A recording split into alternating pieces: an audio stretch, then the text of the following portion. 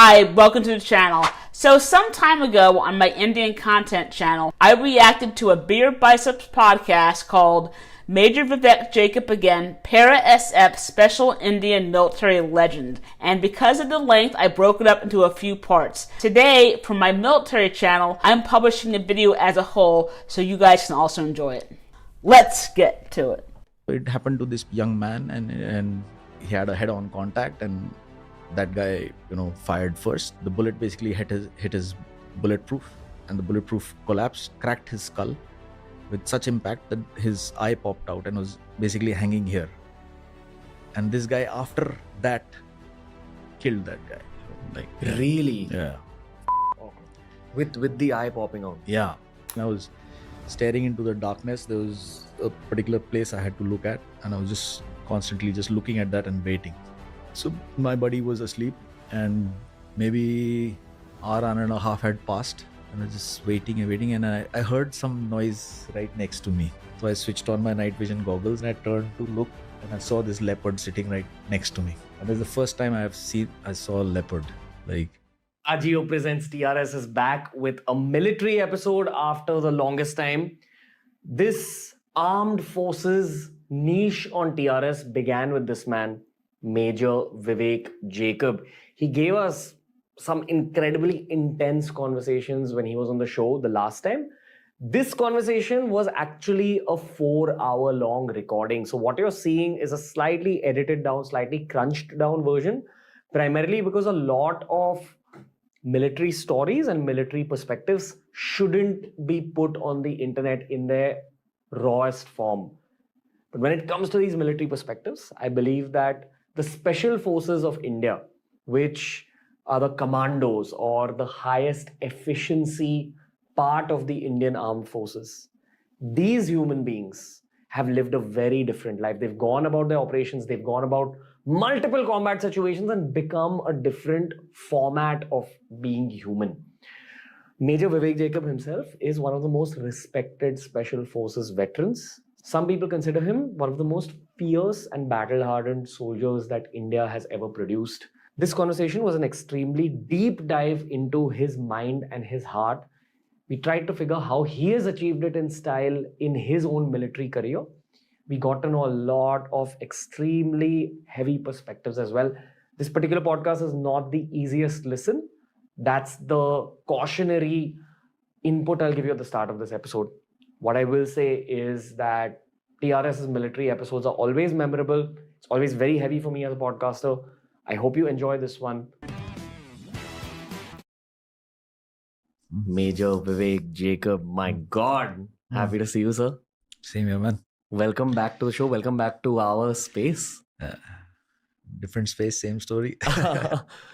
So many people have watched the 2 episodes we did way back. It was my first ever military podcast that I did with you. Couldn't have asked for a better guest, honestly. But I was a rookie at that point. I was a rookie podcaster. Didn't know much about the military to even navigate through the conversation. And honestly, I was extremely intimidated then. So today, I think we're going to have a much more open-ended, casual, opened-up conversation, sir. Roger. Yeah. How are you, sir? Getting along so far, so good. Yeah. How are you different from the last time we spoke? Well, let go of a lot of things since then. So it's, at some point it's about collecting things and then at some point becomes about letting things go. So we letting go chal raha hai. Okay. You mean like memories or? No, not memories, concepts, perceptions about what reality is and, how to address it. And at the end of the day, it's like, the rivers, from the mountains always flow down to the sea. So it, then from the sea, then it comes, it goes into vapor and goes into clouds and the clouds form rain and it's a cycle, So letting go of concepts, and concepts are what bind you. So, and you struggle with those bindings. So at some point you realize that, there's a journey to understanding, and then from understanding, there's a journey to realization. So, or realization of what? Realization of what is, and to fully absorb that and then live life in a blissful, heavenly manner. There are only 2 groups of people who talk at this frequency, monks and special forces veterans. Acha, okay. I've always similarity noticed this. You're one of the Special Forces veterans who is ready to talk about this at the start of a conversation. Usually they warm up and at the end of the conversation they'll talk about consciousness and things which are beyond our realm, but you start right from the top. My gauge with you, and this is not me as a podcaster, honored to call you a friend, Yes, a brother. of course. I feel like my big brother has learned a lot in his Special Forces education, but I also feel your personality has been educated because of the battlefield. Am I Yes. right in saying that? Yes, absolutely. Not only just the battlefield, whatever I am today, or whatever I think I am today, and from there, how I live my life is a culmination from birth to now. So it's a combination of the information you're carrying in your DNA, then the experiences you have from your childhood, and then when you get into a professional life, whichever life you choose. In my case, it was the SF. So in the SF, then there are experiences, and then when you come out from all that, you look back and reflect, and then there's a patterns that emerge. Okay. So yeah. I think everyone can say that about themselves.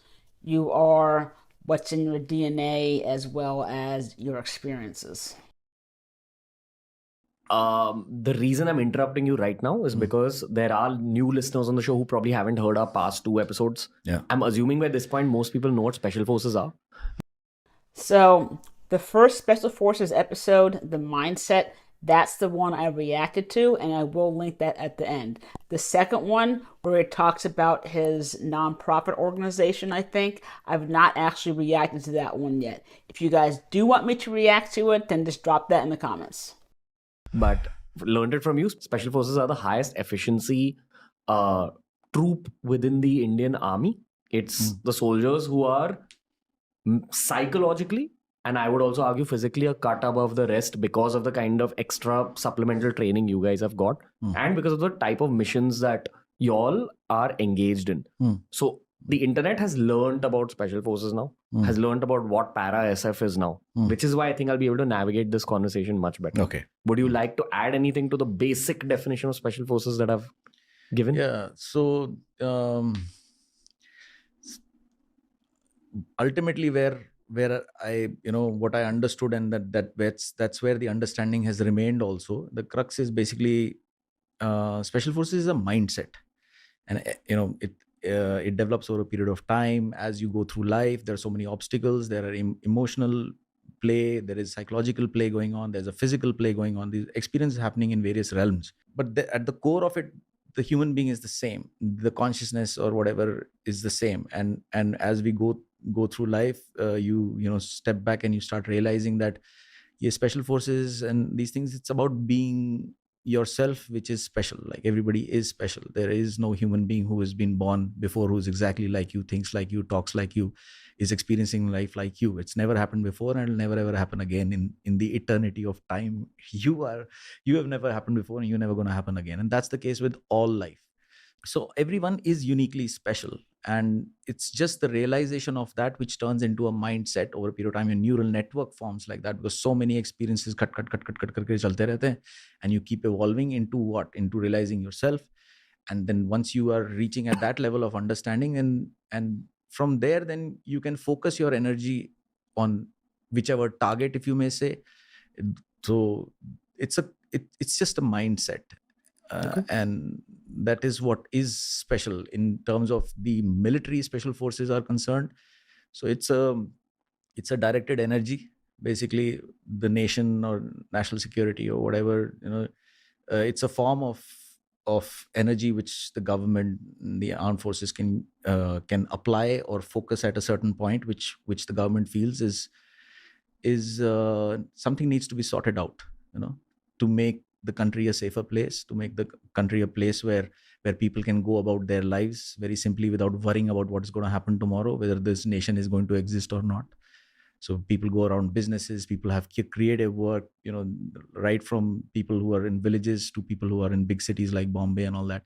Everybody's operating and living their lives out in a certain environment. That environment is a wished for environment for freedom, and that freedom needs to be protected. So Special Forces is a form of energy which is directed by whoever are the people who take that decision and protect. I think someone who was or is special forces or operations are the best to actually define what it is. But I do agree it is a kind of efficiency, as Ranveer said. But I also believe it is a mindset and a certain kind of energy that the government can actually use and apply when needed. I'm going to explain it to the 7-year-olds here. Yeah, okay. Exactly what you said. An example of a special forces mission would be you go on the other side of the border, and if there is a group that has to be taken out in stealth silently, only the special forces of India, the para SF, can execute a mission like that silently with minimum casualties on our side. I know some of these sentences piss you off a little bit. No. Okay. I understand, and क्या बोलते हैं, I'll just give my perspective. Sure. From the inside, you can give perspective. Special forces, be it para SF, or there are many expressions of special forces depending on whether it's the Army, Navy, Air Force. There are certain other kinds of special forces also, and the whole idea is creative destruction. You destroy, but creatively. You have certain parameters, and those parameters, every operation has very, very different parameters. Every task has very, very different parameters. So you have an open-ended mandate. You can be basically tasked to do anything, anywhere, anytime. So it's just anything. So the whole idea of creating a force or an energy force, and a directed form of concise, precise energy, which is trained, equipped, ready to do anything, anywhere, anytime, is what the whole idea is all about. And in this case, it is about national security. It's about how the government,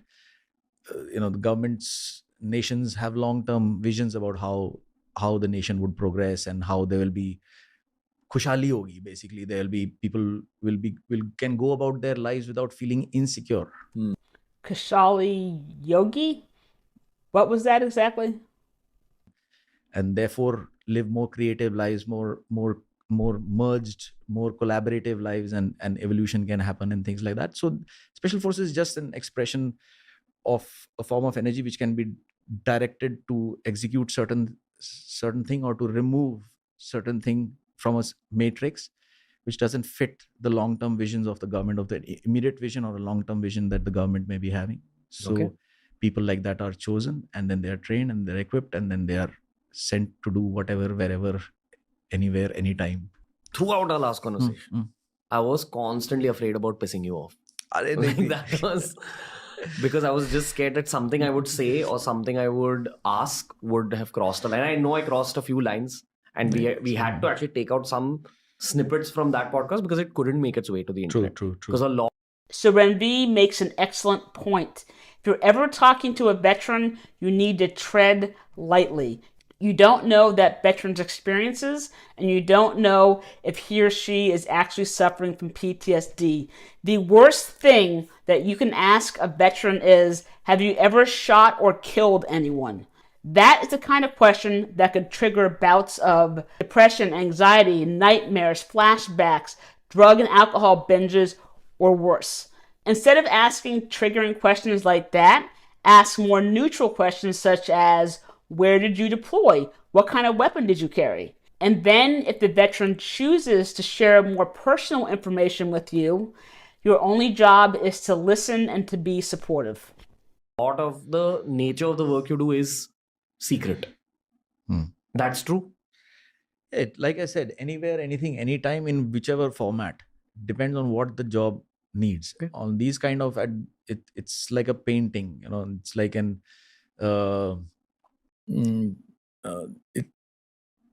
it's so every operation is different. It's like a masterpiece. Every time you go out, it's a masterpiece. It has, and you have to be in the now, because everything is new. Every operation is different. Every target is different. Every goal is different. Every expression of how things should be is different. So every time you go in, you have to be open-ended and then see how things as they are, and then do what needs to be done. In other words, operators need to think on their feet, improvise, adapt, and overcome.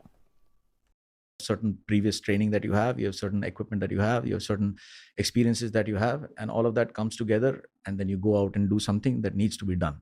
Okay. That's it. I might ask you a question that Please you may not answer. And please feel free. Okay. Baki, All right, sir. There's no pissing me off. There's a teammate of yours on Claw right now. Claw is what sir is doing post his military career. We've covered that in the second episode.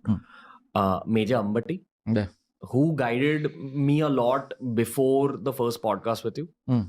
And I said that if you were to describe Major Jacob in one sentence, how would you describe him? And he said that that's the most battle-hardened soldier that India has right now. नहीं तो ज़्यादा बोल दिया है तो. That's your humility. बहुत लोग हैं. There are so many people, and just because of the nature of what I am doing, I have come out. But there are so many people who have done far more than I have done. Who's done more than you, and like what is okay, fine, all right. Yeah. There are lots, like, you know, there are just so many people that I look up to. Some of them are no more, some of them are alive, some of them are still in the service, some are outside the service. But I have met a heck of a lot of people who are way ahead of me, in terms of whatever. I have my own thing. I will not say that I was not good at what I was doing. I was, I was what I was, and I am what I am. So yeah, so Major Arun thinking that, you know, and saying I can understand where that is coming from, but then there's just so many people. Yeah.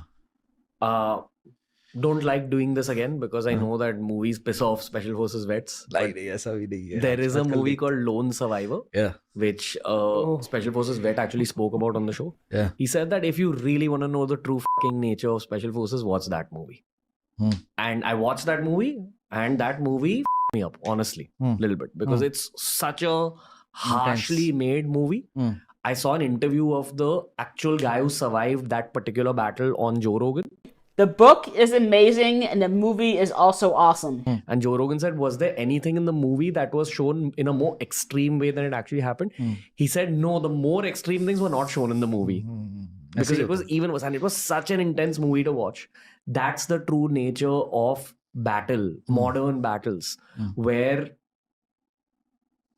you might end up losing a teammate, where you might end up losing your fingers because of a bullet, where you might end up, you know, with one of your lungs having collapsed in the middle of a battlefield.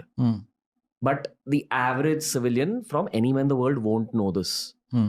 That is the true nature of battle that only Special Forces vets from all over the world probably know, at least the ones who have been a part of battle scenarios. You know, when businessmen have a problem in businesses, again, full of problems just thrown at you. I'm sure you're experiencing that at Claw. If you were to personify the problems that came towards you, every day there's like an enemy you're like fighting, you know, there's a situation you're tackling. But I can't imagine what it's like on the battlefield where something goes wrong and you face some sort of a challenge samne se. My question to you is, what's the biggest challenge you ever faced on a battlefield? Like, has there been a moment, situation, experience that's been extremely challenging where you've had to actually navigate a lot through your own head and physical body to overcome it? Yeah. I discussed this in the last talk also, but not this perspective that I'll share. The last time we spoke, so I had mentioned that throughout in my service career, I was very, very blessed or very, very lucky, or whichever way you want to look at it. But, you know, always went in, came out unscathed. When I say I, means all the people that we used, the team that would go and do whatever we are supposed to do, we would come out as is, as is, nikalte hain hum bahar. There was one particular, task that we were given, and usme I started the first time, and I had by the time spent more than a decade in my career, and the first time I felt like getting out of the situation where I was in, and nothing had really happened. काम पे लगे हुए थे, बैठे हुए थे, तो and we were I just for the first time, I started feeling uncomfortable in an op. So there was a heck of a lot of mental and heart battle that happened before anything happened. That instinctively I wanted to extract. I wanted to get out, and just kept becoming bigger and bigger and bigger and bigger and bigger. The discomfort went, became anxiety to a point where, like, I just wanted to get out, and I couldn't think about it. Why do I want to get out? I never wanted to get out. So why am I wanting to get out? Nothing has happened. You need to give some context again to people who are listening to you the first Yeah. time. So last time we spoke about an op where one of my teammates, he blew up his leg. So he stepped on a mine and his leg blew up. So before that happened, like I said, whoever's blessings are there, but there is someone who was blessing us all the time and was walking. Some energy used to walk with us, and we never made a mistake. So, and I was also completely and always in a flow state. No past, no future. Always in the now. Always in the now. Always in the now. And then that time, after more than a decade, when first time I felt discomfort, and that discomfort over a period of couple of hours turned into extreme anxiety, and nothing has happened. It's just coming from inside, and one doesn't know why it's happening. And then, as in, when you say anxiety, your breath became fast. You started sweating. So it's beyond physical. It has physical expressions where you start maybe sweating, or it's extreme discomfort which is arising from something that your mind can't put a finger on. And this is after you're an extremely experienced soldier. Yes. You've seen by that time all sorts of situations, but this one more situation. Or less, yes. So this is the first and last time where I felt where I needed to get out from where I am, and I didn't know why. And then at some point I decided to stick on, because I could not find a logical reason to get out. The only thing I could think of is that I've become lazy, and that's why I want to leave, because where my base is there, there is warm water, because you're in high altitude, and so there are bases where we are, and those bases have warm water, they have chicken, they have old monk, they have this, that, and there's warm blankets and sleeping bags and things, and it's so the only reason I could think of that I want to get out is because I want to go back to that comfortable place. And that's why I'm wanting to go. So basically, then I was analyzing it, because the discomfort kept increasing, and I couldn't find a reason why I'm wanting to get out. So the only thing that I could think of after a couple of hours, and as to why do I want to leave, is because I thought maybe I'm just looking for the comfort that that place offers, my base offers. So then I decided that can't be the reason why I leave. That will not be the reason why I leave. And so I stayed put. So for context, for those who did not see the first podcast, from what I remember, he was on a mission with his team deep in the mountains. It was about a 2 or 3 day hike back to his home base. And when an experienced combat veteran, Marine, operator, soldier, etc., actually gets a bad feeling about something, it is often a premonition of something bad happening. And just about some time later, there was an explosion, and this guy lost his leg. And then to get out from it was it's chaos. Basically, you're very, very far away from your base, and there's this guy who's your brother, and he's lost his leg, and he's spurting blood all over the damn place, and you are in a place where you don't want to get caught or get known, that you are there. And then, because you are very few in numbers and things like that, so you want to get out, and then you see that this guy, his basically leg is gone, and it's shit. Chaos has hit, and you're in the wrongest place in the world where you can be, and where the most. So when if somebody dies, let's say if somebody dies, there's still options that you have, because he's gone already. But if that guy is alive and is on the verge of going away, and you are the only thing that is you, or how your brain is going to work, and what you're going to do now, is that going to be the difference between his life and his death. and plus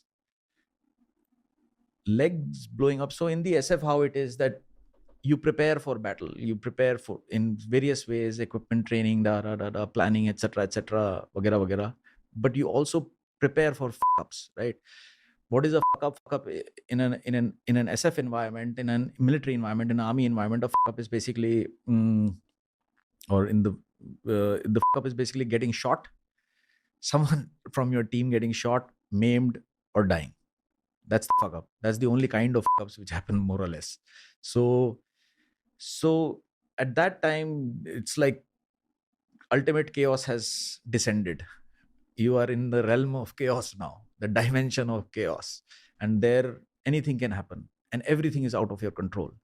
Now, when everything is chaos, is that only everything is gone to shit, right?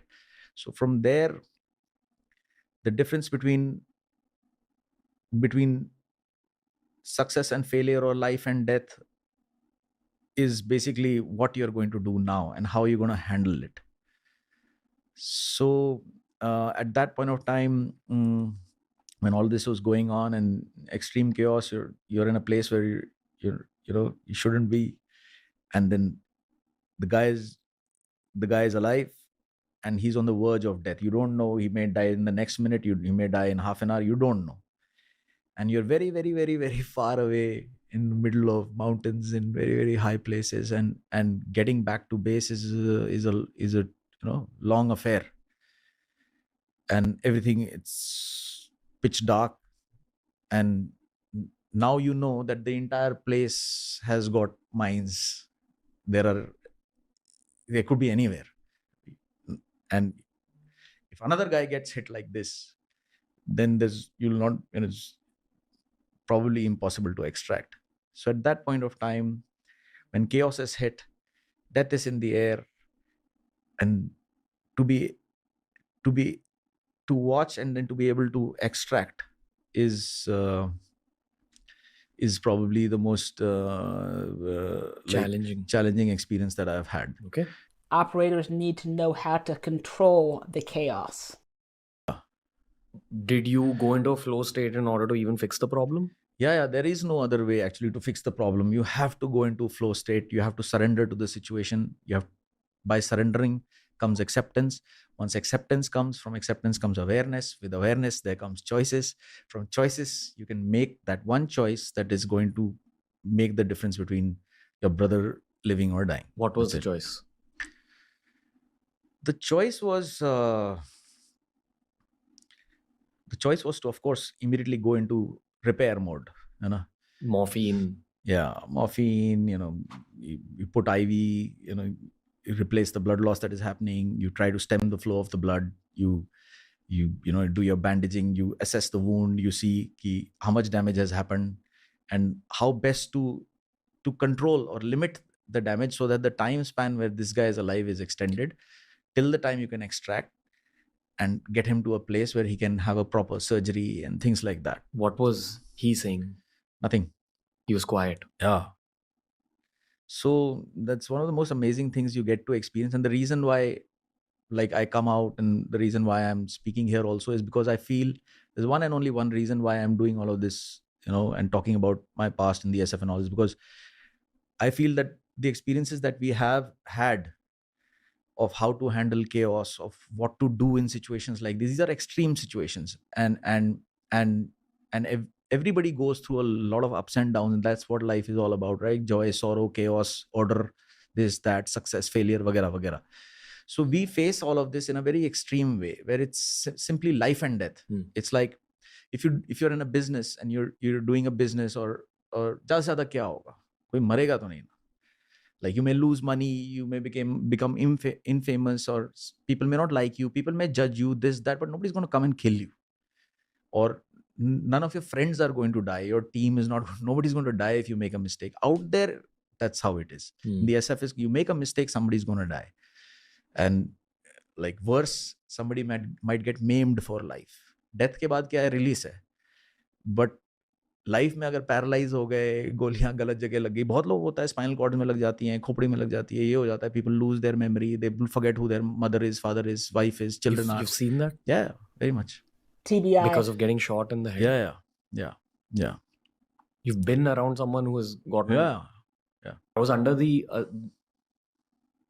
Do you want to explain that situation? Yeah. So operations, basically there is enemy, there is you, and you are enemy for that person. Enemy is enemy for you. Everybody thinks everybody is enemy, right? So everybody is like looking at each other, and then then ops go on, and you go and have established contact with enemy, and sometimes you make mistakes, right? So somebody made some mistake or whatever. You can call it mistake, you can call it experience, whatever. But something happened. Something happened where basically there was contact, and this guy was a very young soldier, one of the most fantastic soldiers I've met in my life. What a soul, what a lovely soul. I mean, you cannot, if you meet him out on the street, you will feel, yaar, अरे कितना सूफी बंदा है, कितना प्यारा बंदा है. But he's like deadly in combat, built for that. मतलब उसका attitude, soul, वो सब aligned. He's so pure, so open, so this thing that, I mean, he could be a saint and he's a soldier. वाला कहानी है. तो basically आमना सामना हो गया. कई बार ऐसे ऑपरेशंस में आमना सामना हो जाता है. तो आमना सामना हो गया, you're like in front of, and just everything happens very suddenly, from zero silence where you can just hear some birds and you can just hear the wind in the trees and in the breeze in the leaves, all of that. You're from there, and sudden chaos, sudden thud, where everything goes to shit. So it happens. So it happened to this young man, and basically he had a head-on contact, and that guy fired first because this guy was in a position of disadvantage, and the bullet basically hit his bulletproof, and like ricocheted off the bulletproof, and the bulletproof collapsed and cracked his skull, and basically his eye popped out. A helmet. Yeah. So there. Okay. Is it like? It's like a heavy metal ring which you wear over your head. So every military has its own version of a ballistic helmet. This just happens to be an old school US Army Kevlar, which was replaced in the early 2000s by the Army Combat Helmet, or ACH. So it hit it and ricocheted or glanced off it, but the impact of the bullet hitting the metal was so much that the metal collapsed itself. So the metal, that heavy metal plate, collapsed and cracked his skull with such impact that his eye popped out and was basically hanging here. And this guy, after that, killed that guy. Like, really? Yeah. Okay. With the eye popping out. Yeah. So instant, you reflex. It's all reflex. So wo ho gaya, and then obviously he was saved. They were able to extract him out, and then he went to hospital, military hospital, got treated. For many months. A very, very handsome boy. So maybe a handsome young man. So not a boy. So this guy was for many months he was just going to get married, and he was already engaged, and his mom was there, and in hospital he didn't remember anyone. He just forgot everyone. All his memories got washed out basically of his family and things like that, and he didn't know who he is, where he is, who is everyone, what is he doing here. Amnesia. So वैसा हो गया था, and many months later, basically धीरे उसकी memories started bubbling back in, so for many months he was lost. He was just lost, and I met him actually after that. So from being a slim, all muscle, good soul, happy, हम free time में cricket खेलते थे साथ में and things like that. So I came to meet him. I came back to my unit to meet him, and I sat with him, and just to spend some time with him and see how he's doing. It's like you love your people, So I came back to meet him and see how he's doing and all that, and I just asked him, I wanted to know how much money he has in his wallet. So I asked him for his wallet कि अपना कि पैसा वैसा है तो ठीक है, ये वैसे करके मैंने मैं दिखा, अपना वॉलेट दिखा, तेरे पास पैसे कितने हैं. तो मैंने उसका वॉलेट खोला, तो पैसे तो खैर क्या देखा नहीं देखा. I saw photographs. I saw 6-7 photographs of himself, which he had kept inside. So all of those photographs were of the time from before he got shot. So he used to sit and look at his own photographs that earlier I used to look like this and now I look like this. His entire face was disfigured. He had lost his eye and this, that, and the engagement broke up. And so many things happened. And, so ye hota hai, these are the prices one pays. So yeah. So sad. There are too many stories of young men and women who were just cut down in their prime and either killed or injured and their lives ruined. My heart goes out to those soldiers. But if you've not read the book or seen the movie Lone Survivor, it's about Navy SEAL Marcus Luttrell and Operation Red Wing. I highly recommend the book and the movie, but please take what he says with a grain of salt. Much of his story has actually been proven false based on evidence as well as eyewitness accounts of villagers. If you go into any YouTube video about Luttrell, you will actually see dozens and dozens of comments that pretty much call him a liar. We will never know exactly what happened on that day. With that being said, I still think that he is a hero that deserves to be respected. And, so ye hota hai, these are the prices one pays. So yeah. How is he looking at life now? Well, बंदा जिंदा दिल है ना, जिंदा दिल है इसलिए वैसा था. And क्या बोलते हैं, he is a person who is full of life and in flow and very simple, heartful, and very open. And from that openness came his courage and things like that.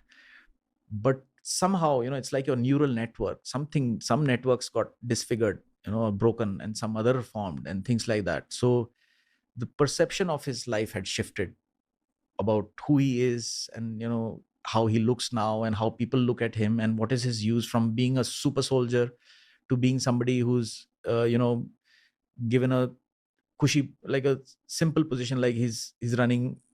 There's something called a CSD in the, it's like a canteen where there are various products that, people can buy. It's run by the unit itself. So, that person was given a place there, and from being a super soldier to actually sitting and, just helping people sell t-shirt, selling stuff in the canteen and maintaining records of what's being sold and handling the money and, This kind of sounds like it might be similar to U.S. military BX or PX, which would be a base or post exchange, and that is actually run by AFIs, and you will find them on military installations all over the world. It's just a place where military and their family can shop tax-free. Things like that. So he was quite heartbroken, and he was, his perception of life was not as vibrant and as open and as happy and as in the flow as it was when I met him after this. And then many years later I met him again. But the heart is what it is, and it adjusts and adapts over a period of time, and then again starts showing itself. Over a period of time you're able to recover back to who you actually are. So he's happy now. He's accepted a lot of things about AJIO and all that. And in fact, he was such a pristine, pure, person. No smoking, no alcohol, no nothing. Well, just a good man, good human being. Just chill, always happy, and always in the, always in the lead of combat, always in the lead everywhere. कुछ करा लो उससे, cricket खिला लो वैसे ही खेलेगा, operation करा लो वैसे ही करेगा. Anything, whatever he would do with with a lot of happiness and presence, with a very light heart.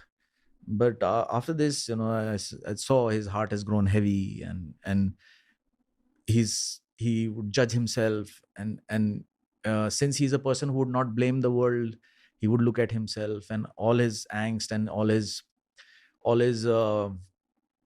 his sense of what's gone wrong would be directed within. So that was his immediate state after a couple of months, when he got his, memory back to a certain extent. Something had changed. But then many years later, when I met him again, so he was, he had come back to a lot of where he was, how he used to be. So yeah. I can imagine after such a horrible injury that it would take a long time to recover physically and emotionally. So I'm glad that he is actually doing better. ऐसे होता है. What's the spiritual aspect of being a soldier? I know this is something you've marinated a lot in your head. I couldn't ask you this the last time. Uh, especially when life has trained you to be capable of doing what you're doing as a super soldier, and then life shows you all these moments. It's gotta change a man's soul in some format. And maybe your soul descended to this realm with some kind of intention of wanting to experience something more extreme than usual. The spiritual aspect of being a soldier. So ultimately, everything is spiritual only. Everything is coming from out of something. And we experience the material world in a, basically your spirit becomes more dense, your energy or wherever that thing is coming from, it becomes dense. And in that denseness is where matter is happening, and people are experiencing each other and circumstances, and there are joys and sorrows and goals and targets and failures and successes and all that goes on in life. Likes and dislikes, hate, judgment, acceptance, love, happiness, all of these things are what make up life. It's a denser format where all of these things happen, and basically energy at a denser vibration creating matter and all of that jazz. So in the special forces or in the military, in the armed forces, anywhere in the world, people who are constantly going into this life and death wala jo hota hai, there's a barrier, right? There's a barrier where you reach ki yaar ye kaam karne se to if I do this I might die wala, at some point you will. And at some point, so basically the chances of you losing your life, losing your limb, becoming maimed or whatever, the chances are just always there. It's like a 50-50, if you may say. Every time you go out of your base, it's a 50-50. हो भी सकता है, नहीं भी हो सकता है. So it's just a matter of a mind which is calculating ki, is it a 30-40 or is it a 30-70 or is it a 50-50 or what? All these things happen in the brain. But when you go out, you forget about all of these things. Ki what are the chances of this happening? What are the chances of that happening? You don't exist in duality. All life, all experiences happens in duality. There is black and then there is white, and then there's all the shades in between that black and white, and that's life, right? Be it emotionally, be it physically, be it circumstantially, whichever way, relationships, love, emotion, whatever. But when you go out of your base, you have to cross this. You have to basically cross your mind. You have to let go of your mind, and when you go out, you focus completely in the now. There is no past, there is no future, there is only the now and what you're going to do in the now and what you have to do in the now and where are you going. So in that flow state, spirit and matter and all the blacks and the whites and the grays and all of that becomes singular. And that singularity, basically you, the Brahman, the universe, this, that, all things are there, but they don't exist also. And I just want to add on to what he was saying, is that if you are constantly trying to live in the past and the future, that can be dangerous when you're doing missions. During a mission, your mind needs to be focused on the task at hand. That way you can actually get home safely to your loved ones. You don't need any distractions. in between, you are operating. Are you able to form memories, like in your battles? Like you're able to register everything you're witnessing? Absolutely. Okay, because I would assume The relevant things, है ना, hard disk है, उतना space है, उसमें क्या क्या भरोगे.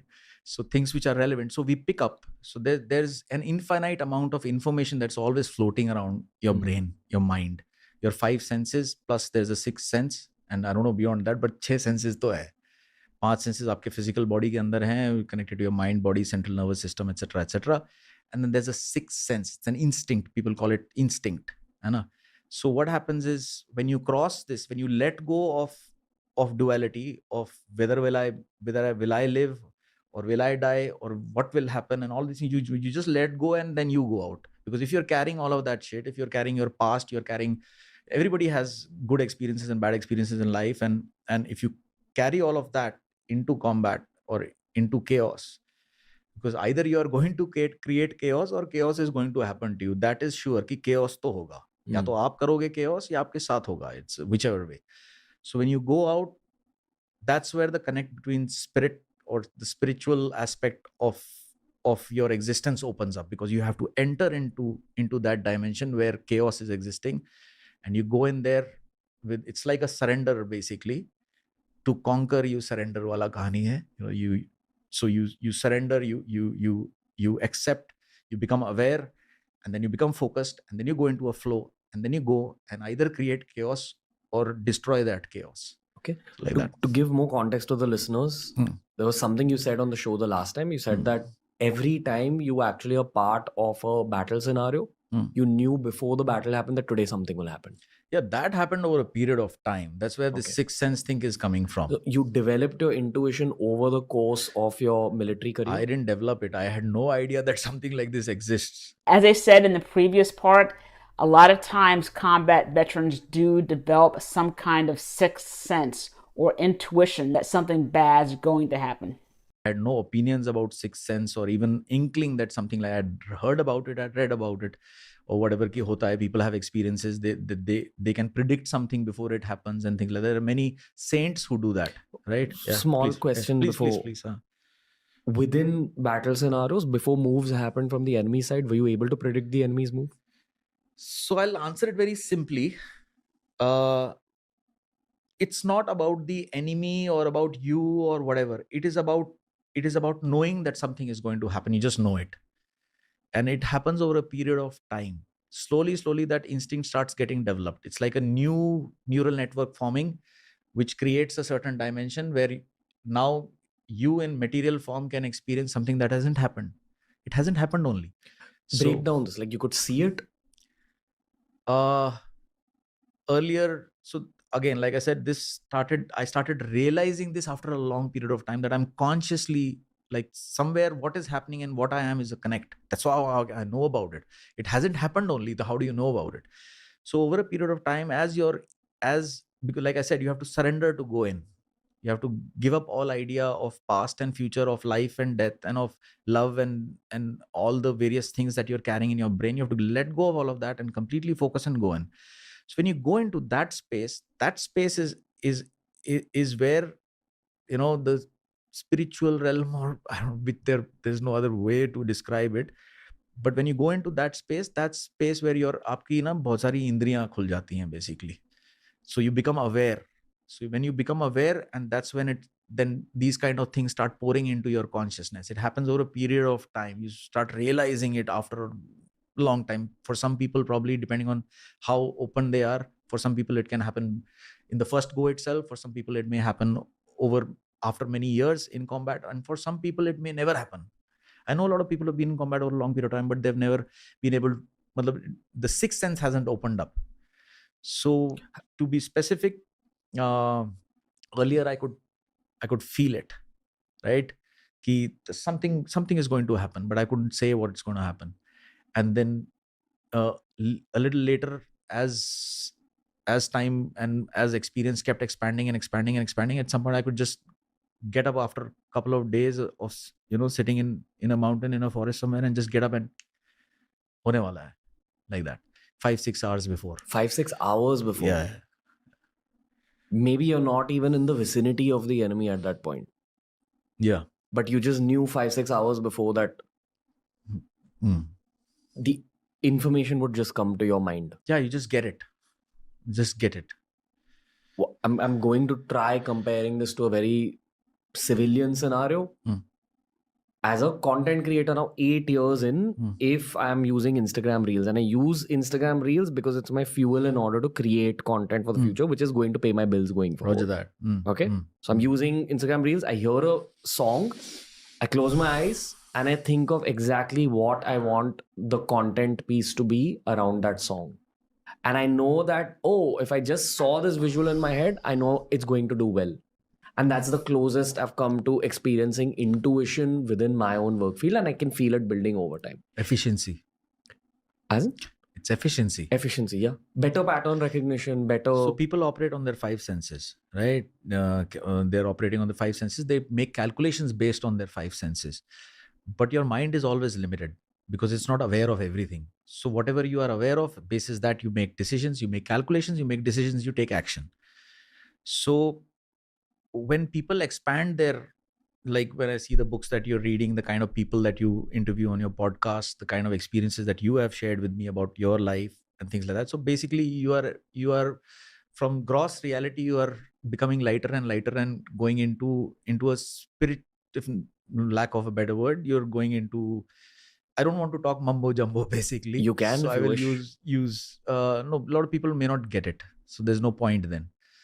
Do any of you guys have any examples that you want to share of intuition or sixth sense in your military or civilian life? For me, the only example I can think of off the top of my head was in 2020. I had this gut feeling that something was wrong in the world or that something bad was going to happen. And then a few weeks of feeling this feeling, that is when the pandemic hit. And then finally, my feelings started to subside. Simply you like I said, you become dense and come into material reality, and once you are basically doing what your heart desires, and the more you keep doing what your heart desires, what experience you are seeking, and that starts opening your full potential like that, and you become lighter and lighter and lighter, and then you expand into a realm where space and time and energy and all of these things are actually one, and then you can decide how to manifest it. You download information from a higher place. It's ultimately you only. It's just we think we are the mind, where everybody is defined, all of us define ourselves basis an I am this, I like this, I don't like that, I want to do this, I don't want to do that. There's an I. So where is that I? That I is in your mind. It's the tendency of the mind, the tendency of how our brain has formed, how a neural network has formed, how we have grown up in this society, in this environment, in this world, basis which an I forms, right? There's a DNA also involved. You're carrying your ancestral memory in that, वगैरह वगैरह. तो एक बहुत ही a very dense I forms, and you believe you are that I, and that is what your limitation is. So that I is in your brain, in your mind, right? After a lot of experience, after a lot of things, for some people it may happen earlier, for some people it never happens, for some people like me it happens after a long time or whatever. But when it happens, so you start losing this I that you have decided who you are, and that once the more you lose that I is when the real you starts opening up, and that place, that real you that is actually opening up, which is, let's call it source, let's call it spirit, let's call it God. Ultimate or supreme consciousness or whatever it may be, so your I dissolves and you go into that state, and that's the state where time, space, energy are all happening simultaneously. And then that's where you can actually go into a space of awareness where something that has not actually happened at all, you have already predicted कि ऐसा होने वाला है. A very practical, actionable here is reduce your ego. I personally believe work towards it from spiritual ways like meditation, calming down, etc. Being in a flow state constantly or for prolonged periods of time, creating a lot if you're a creative professional, or being in a physical flow state like how you guys used to be. Another very raw question for you. Do you believe in the law of karma? Yes and no. Okay, hold this thought. I've asked some Special Forces vets about this. You know what I'm going to ask you. No, please go ahead. No, I don't. You're not able to predict. I don't need to.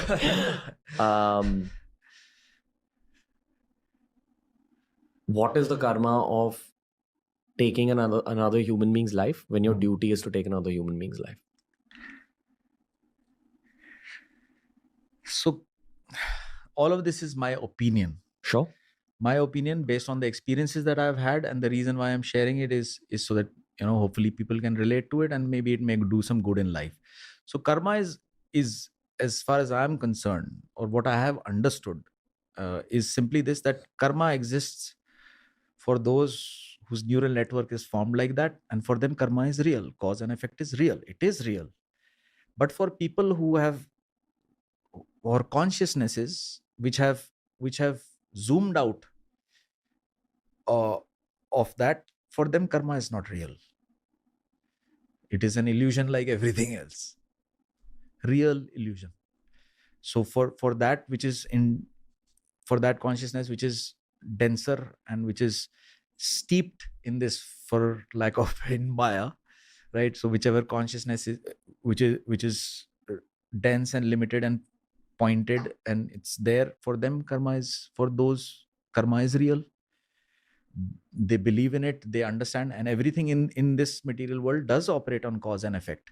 So a lot of people who believe in karma, and it's like a losing battle. This is a world of karma. You will do karma, and for some people that karma will be good, and for some people that karma will not be good. For example, as far as combat, if I relate it to combat, for one person, from one perspective, the other person is an enemy, right?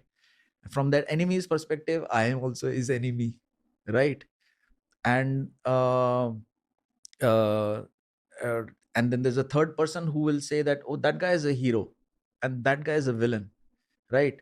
And then there'll be other person from that fellow's country will say, no, that guy is a villain and that guy is a hero. So it's a perception. Karma is also ultimately a perception. So basically, what is reality? Reality is what you perceive, what your individual consciousness, how it adds up. It's like you can put uh, the same set of colors, let's say 3 colors, blue, green, red, and the same paintbrush, and you can give it to 3 different people and they'll paint 3 different pictures.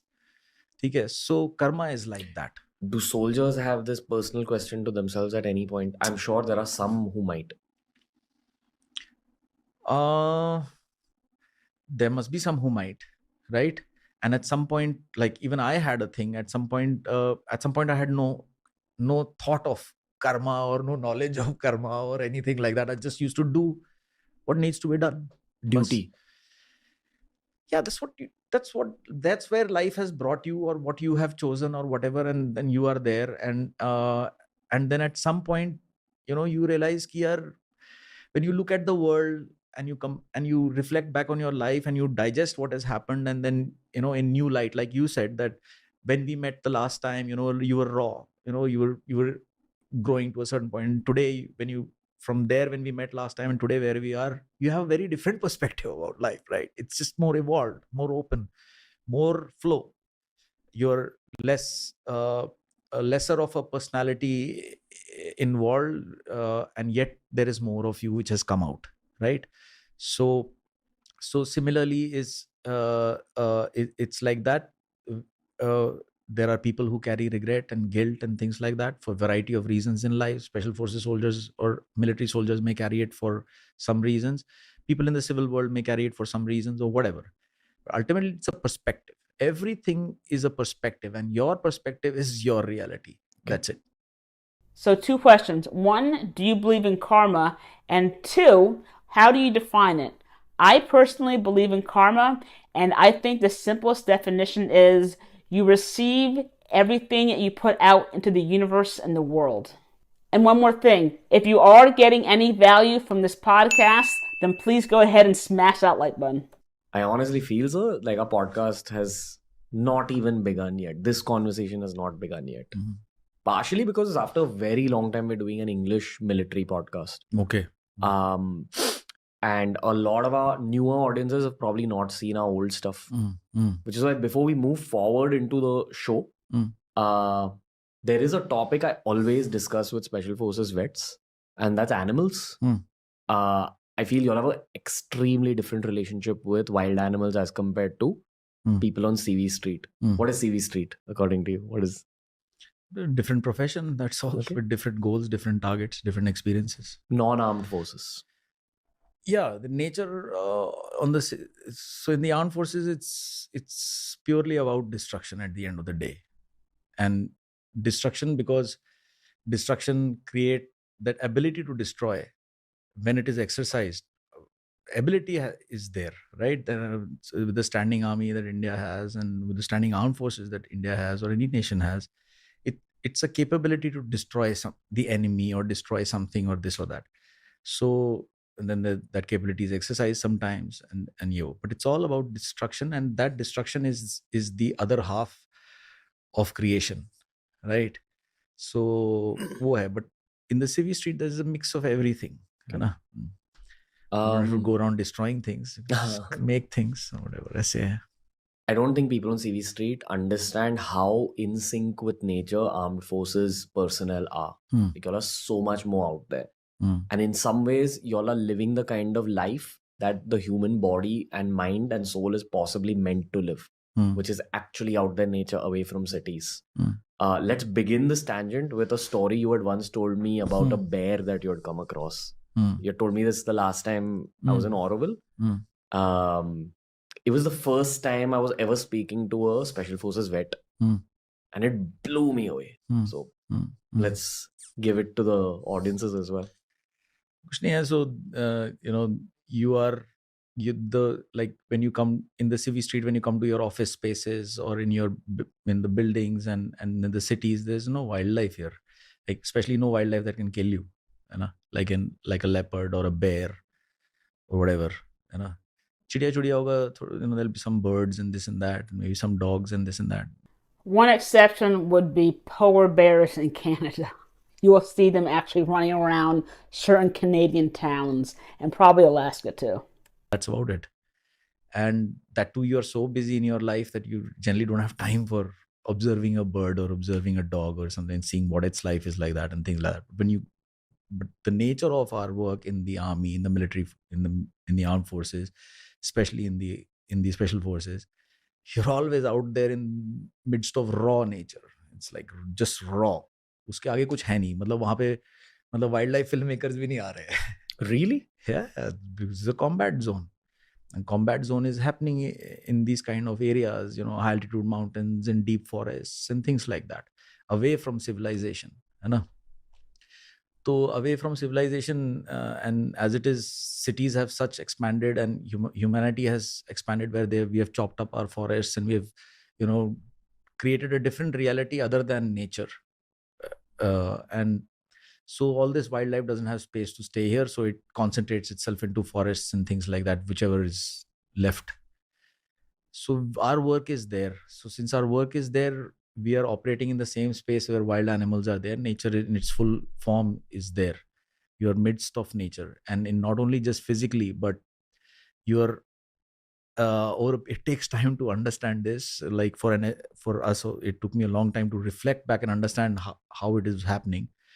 But we merge with nature not only at a physical level, but we merge with nature also at a very deeper consciousness level or awareness level, if you may say. So because all life has awareness in it, right? It's different levels of it, different approaches to the same consciousness. So the first time I experienced it was these are all reflections. Us time pe kuch nahi chal raha hota hai. You just see, and what is actionable, you act on it. What is not actionable, you let it pass. Aise hota hai. So I was sitting in some mountain, in some forested mountain in top of some place, and it was we operate mostly only at night only, in complete darkness. So and we operate in buddy pairs, like two guys, like that. So me and my buddy were sitting on this very, very extremely dangerous place, and we were doing a job that we had come for, and it was all about waiting. So Dangerous because of human beings. yeah, so it's like enemy or whatever. So you're sitting there and you're waiting. So at that point of time, it was my turn. So we give sentry duties, right? Guard.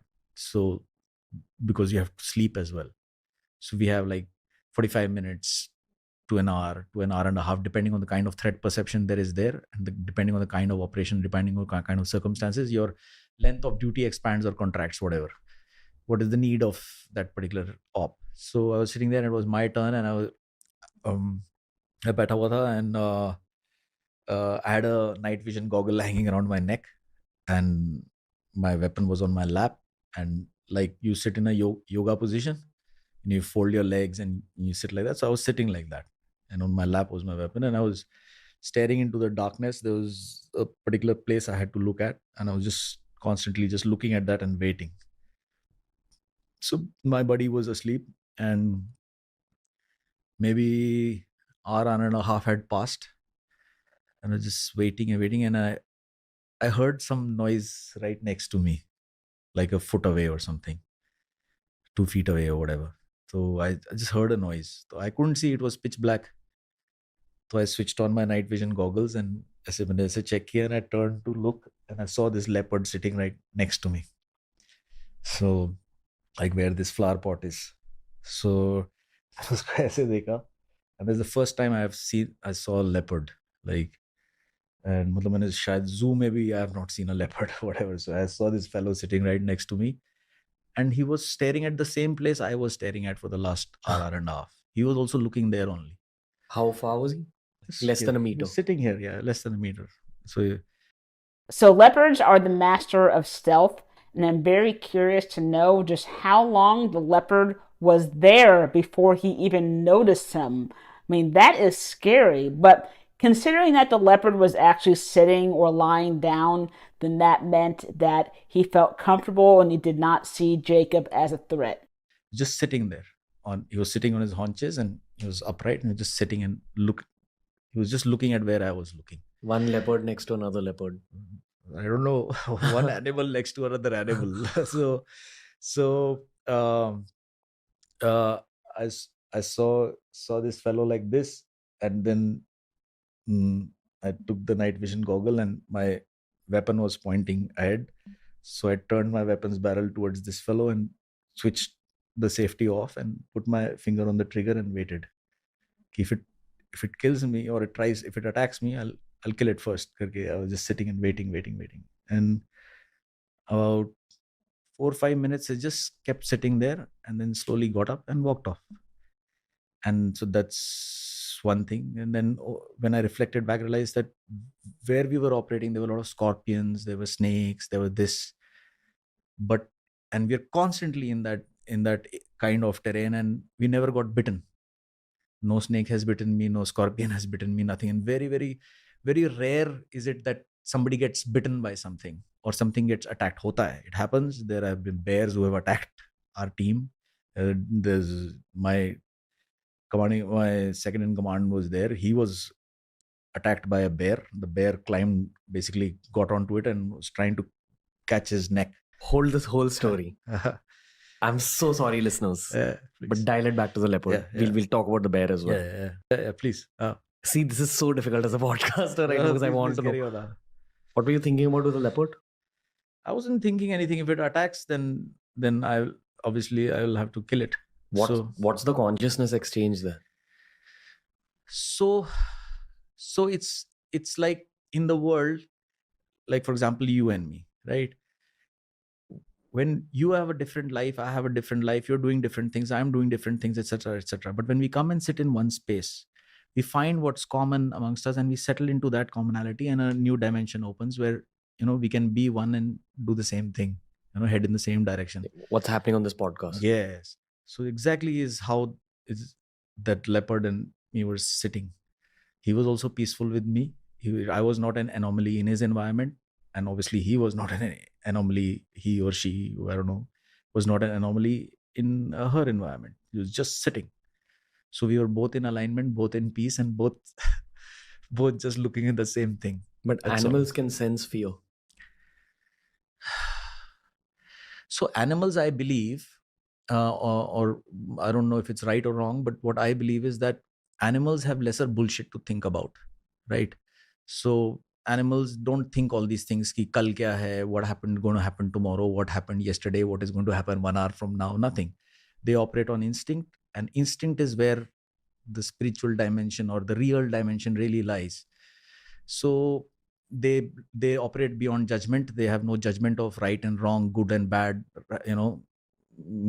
happy and sad and all of these things. They just do what they're built for, and they play out that.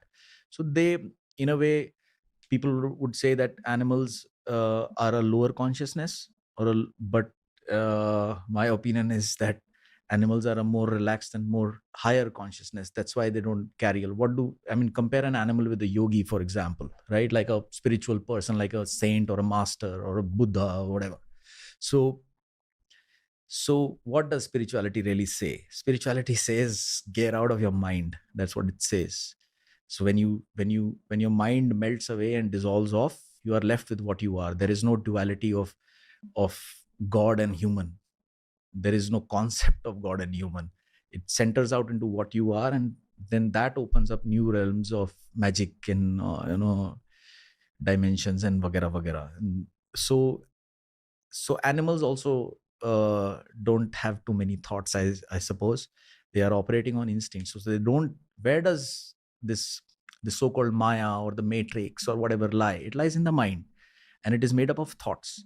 Those thoughts lead to actions, and duality manifests itself into matter as per the kind of thoughts and actions you take.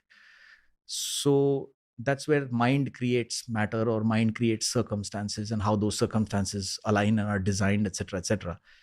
But animals don't operate like that. Like, animals don't think, they know mind, right? So what is there is no duality. What is. So that's how animals are. And when special forces and soldiers, when they are in combat, there is the more advanced, the more experienced an SF guy, you would find him in the moment, Calmer. not thinking, because thinking is where tensions lie. Thinking is where limitations are. Thinking is where construct is. Thinking is where the framework or the prison or whatever is of your That's own. Yes, so true. yeah. So and so in that particular case, since I was also not thinking, and the leopard was also not thinking, and we were just very much immersed in not only the physical surroundings but in the now of the moment itself. So there was a peace. He was sitting doing his thing, I was sitting and doing my thing. And in fact, probably if I think of it, animals like that don't come so close to human beings. But like an SF soldier, if you see, you would not have taken bath for weeks, though 2-3 weeks you have not cleaned your body, you have not brushed your teeth, you have you have sweated so many times, and the smell of the forest itself and everything. So you were going into your natural state, and you align with nature, you align with the forest itself, you start smelling like the forest. So you're a familiar smell to the animal. So, what do you believe?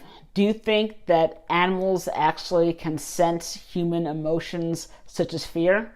I completely believe that. I think that animals are able to attune to what we're feeling, especially certain species such as dogs. Why don't you give us the softer one, the one about the one that had creeped up on you first, and then we'll move on to the other one. So And give a little 101 on Indian bears as well. What people don't know about bears. bears are bears are bears are bears. So bear it's a wild animal. It operates on instinct. It's part of its nature. It is not wearing clothes and having ideas about what life should be in its head and what is right and wrong and all. It's just a bear. So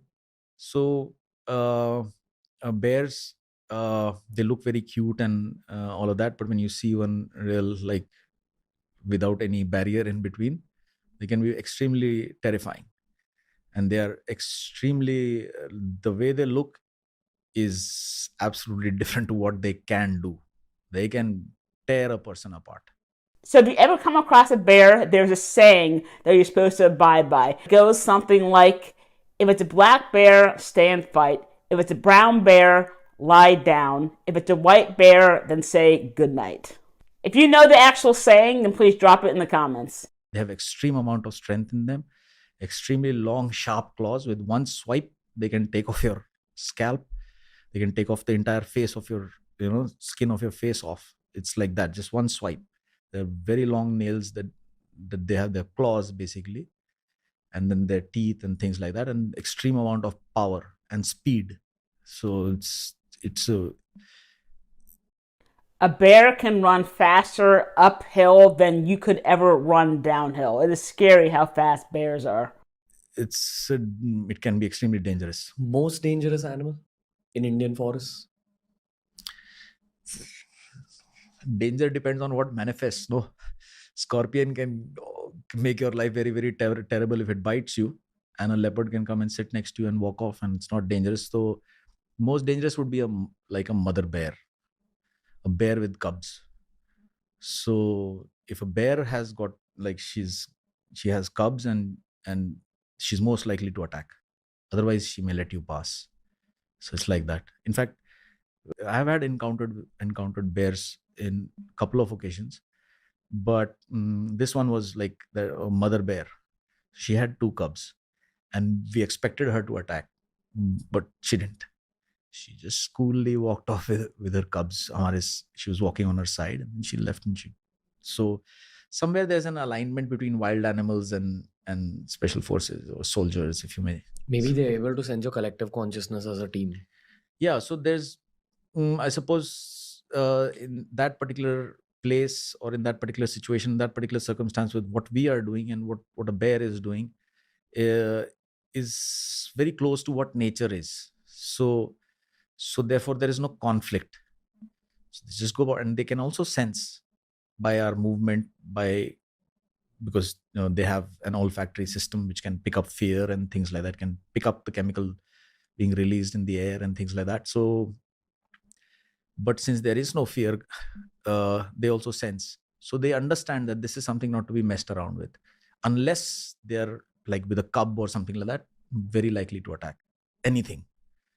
So, and they judge by body language, this judge by smell, and so many things. So overall picture that an SF soldier would be giving to a bear would be, don't fuck around with me. You do your shit, I do my shit. So we both go around doing whatever we are doing, and we don't clash.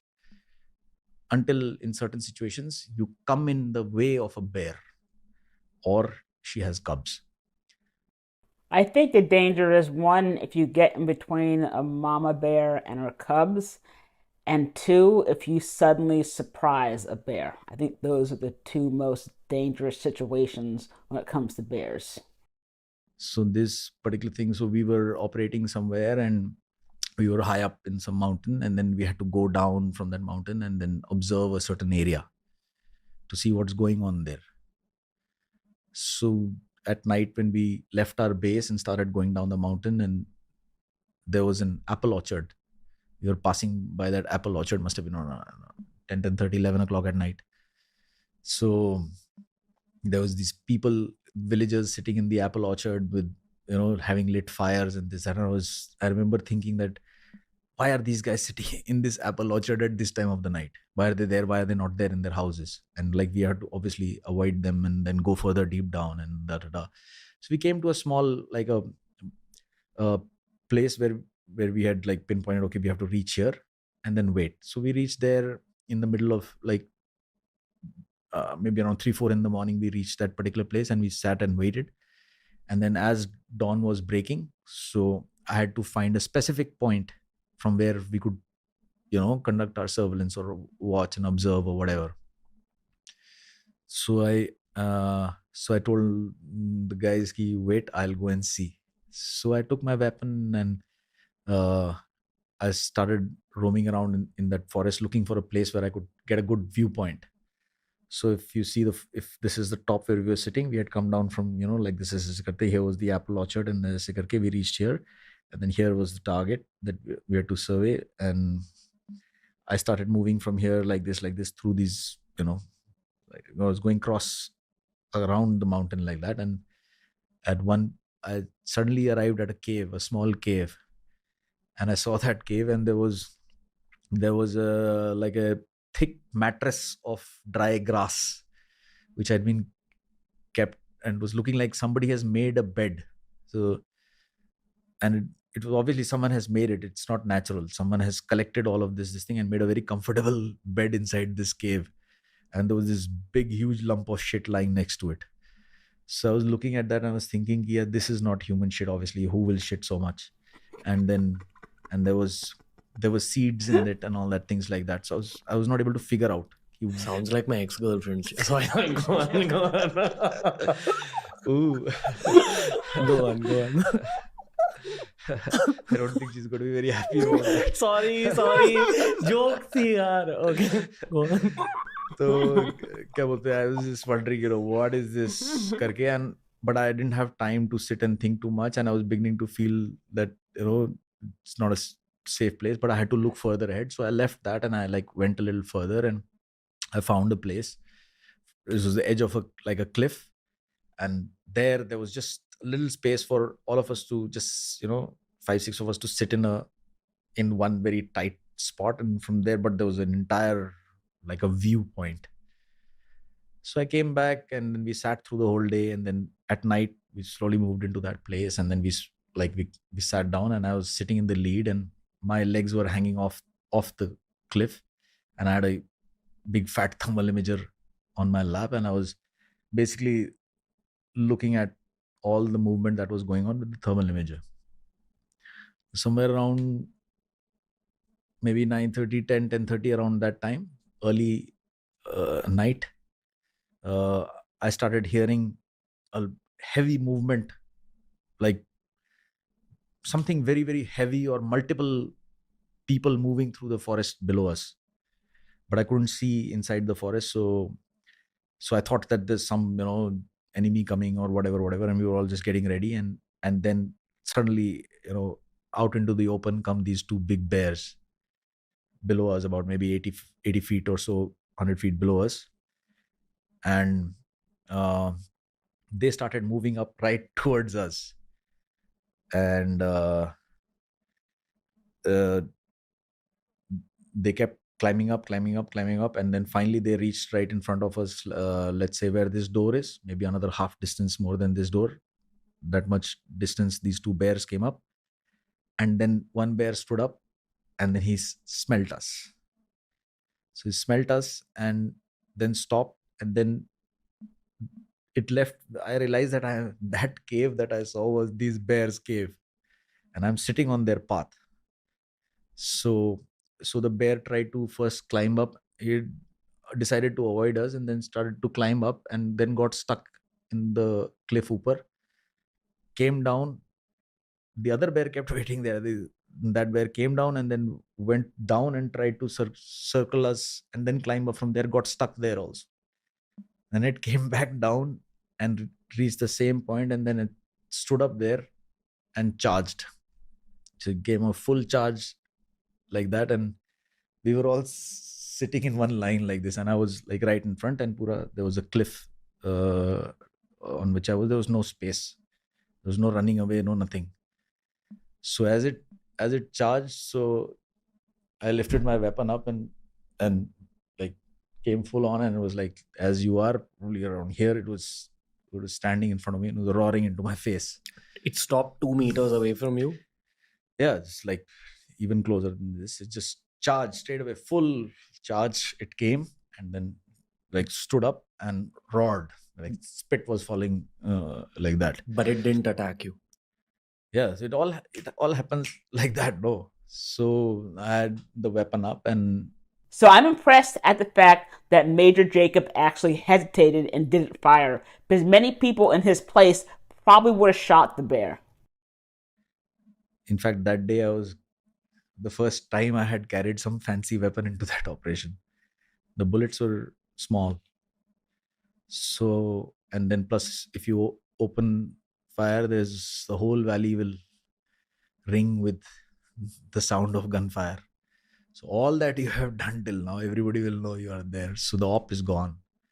And not to mention that you can shoot a bear at point blank range, and depending on the weapon, it will do nothing. It will not stop them. So I was waiting for the last this thing. I didn't want to harm it also. I didn't want the surprise also to be gone. Nothing.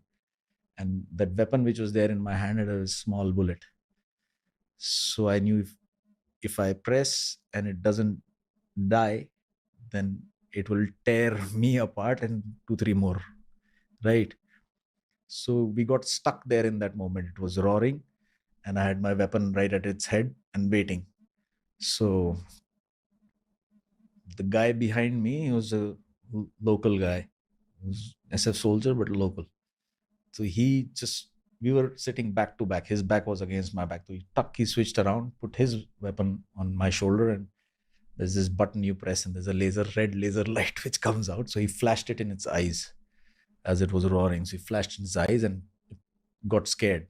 Like, just because of the light? Yeah, because of the red light beam flashing in its eye. So probably got blinded or whatever, and just like kind of stumbled backwards and pushed off. तो ये भी होता है. How do you feel now recalling all these things? It's a good memory. Like if anything could have happened, I wouldn't have been sitting here, or the bear wouldn't have been there. The same question I asked you about the leopard, I'm going to ask you about the bear. Mm. There was an exchange of consciousness. This time, a very Conflict. aggressive Yeah. exchange of consciousness. Yeah. What was the time duration between when it started charging and this laser moment? Yeah, 5 seconds. Really? Yeah. What went on in your head in those 5 seconds? Just flow state again? No, I was absolutely a simple thing. You have, if it swipes, it was in a position to swipe. It had already opened up like this and it was roaring. And the next thing is its hand will come for a swipe.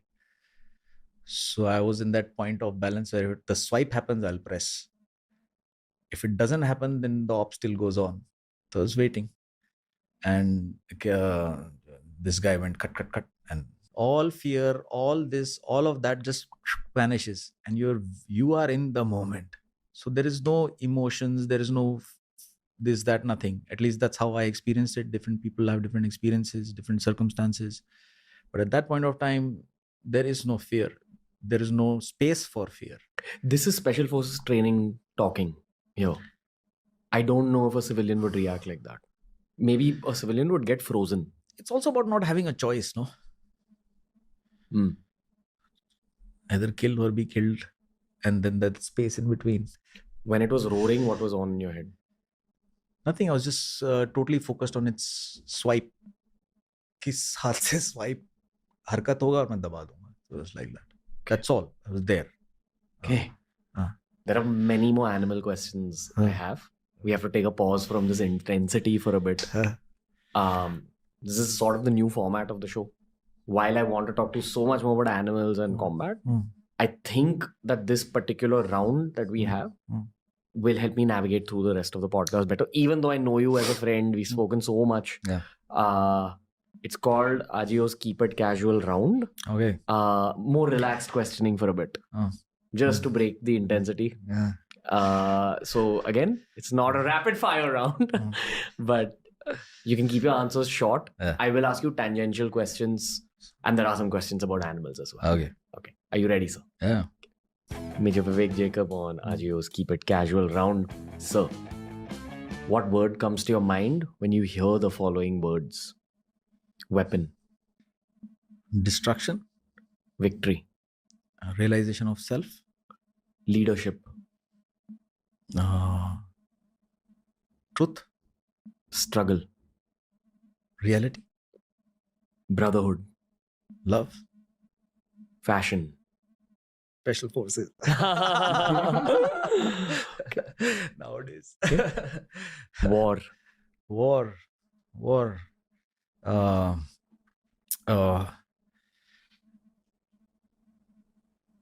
Unnecessary necessity. Oof. Love. Love. Existence. Reason for existence. Who is your personal favorite superhero and why? Wolverine. Very apt. But why? Why? Well, because he has a heart. B, he's detached. Yeah. Okay. C, he has got claws. D, he's indestructible. Okay. But the only thing is, he can't die. That's the problem. He should be able to die. 3 movies that impacted your life Okay. and why? 3 movies that impacted my life. All movies kind of impact in some way or the other, so I really can't say which movie would have impacted my life. I can tell you the books that have impacted my life. Sure. Yeah. So, Autobiography of a Yogi. So that's the first, like a spiritual book that I read, the first and the last. I tried to read many spiritual books after that, but just I would read the index and get it. So no interest to go any further. But Autobiography of a Yogi is what I read end to end without stopping. That's one book. And I didn't realize at that point of time that what impact has it what it's going to have. I just read it and I understood that whatever this person has written has happened. His experience is life like this. He's not lying or making it up. It is what this person has experienced. And if this person has experienced that, then life is very, very different from what we perceive it to be. So I read it, but I, at that point of time, didn't realize what it's done to me. Maybe much later, slowly, when I've reflected back, that was probably an initiation. All the experiences and that reading that book kind of, led to something higher. So that was one book. The other book that made an impact was Papillon. So Papillon is about this, it's a true story about this guy who Prison Break. escaped from prison, I think 9 times or something like that. They actually made a movie out of it. I think it was starring Steve McQueen. I'm not sure though. So his life, so how his spirit of freedom, he got out of impossible situation, and every time he kept getting caught, the punishment kept getting higher and higher and higher and higher. But yet he kept doing it and doing it and went till the time he finally escaped. So Papillon was the second one. Third book was Ayn Rand. So Ayn Rand is Fountainhead and Atlas Shrugged. These two things. And actually in that particular book, there is this line, where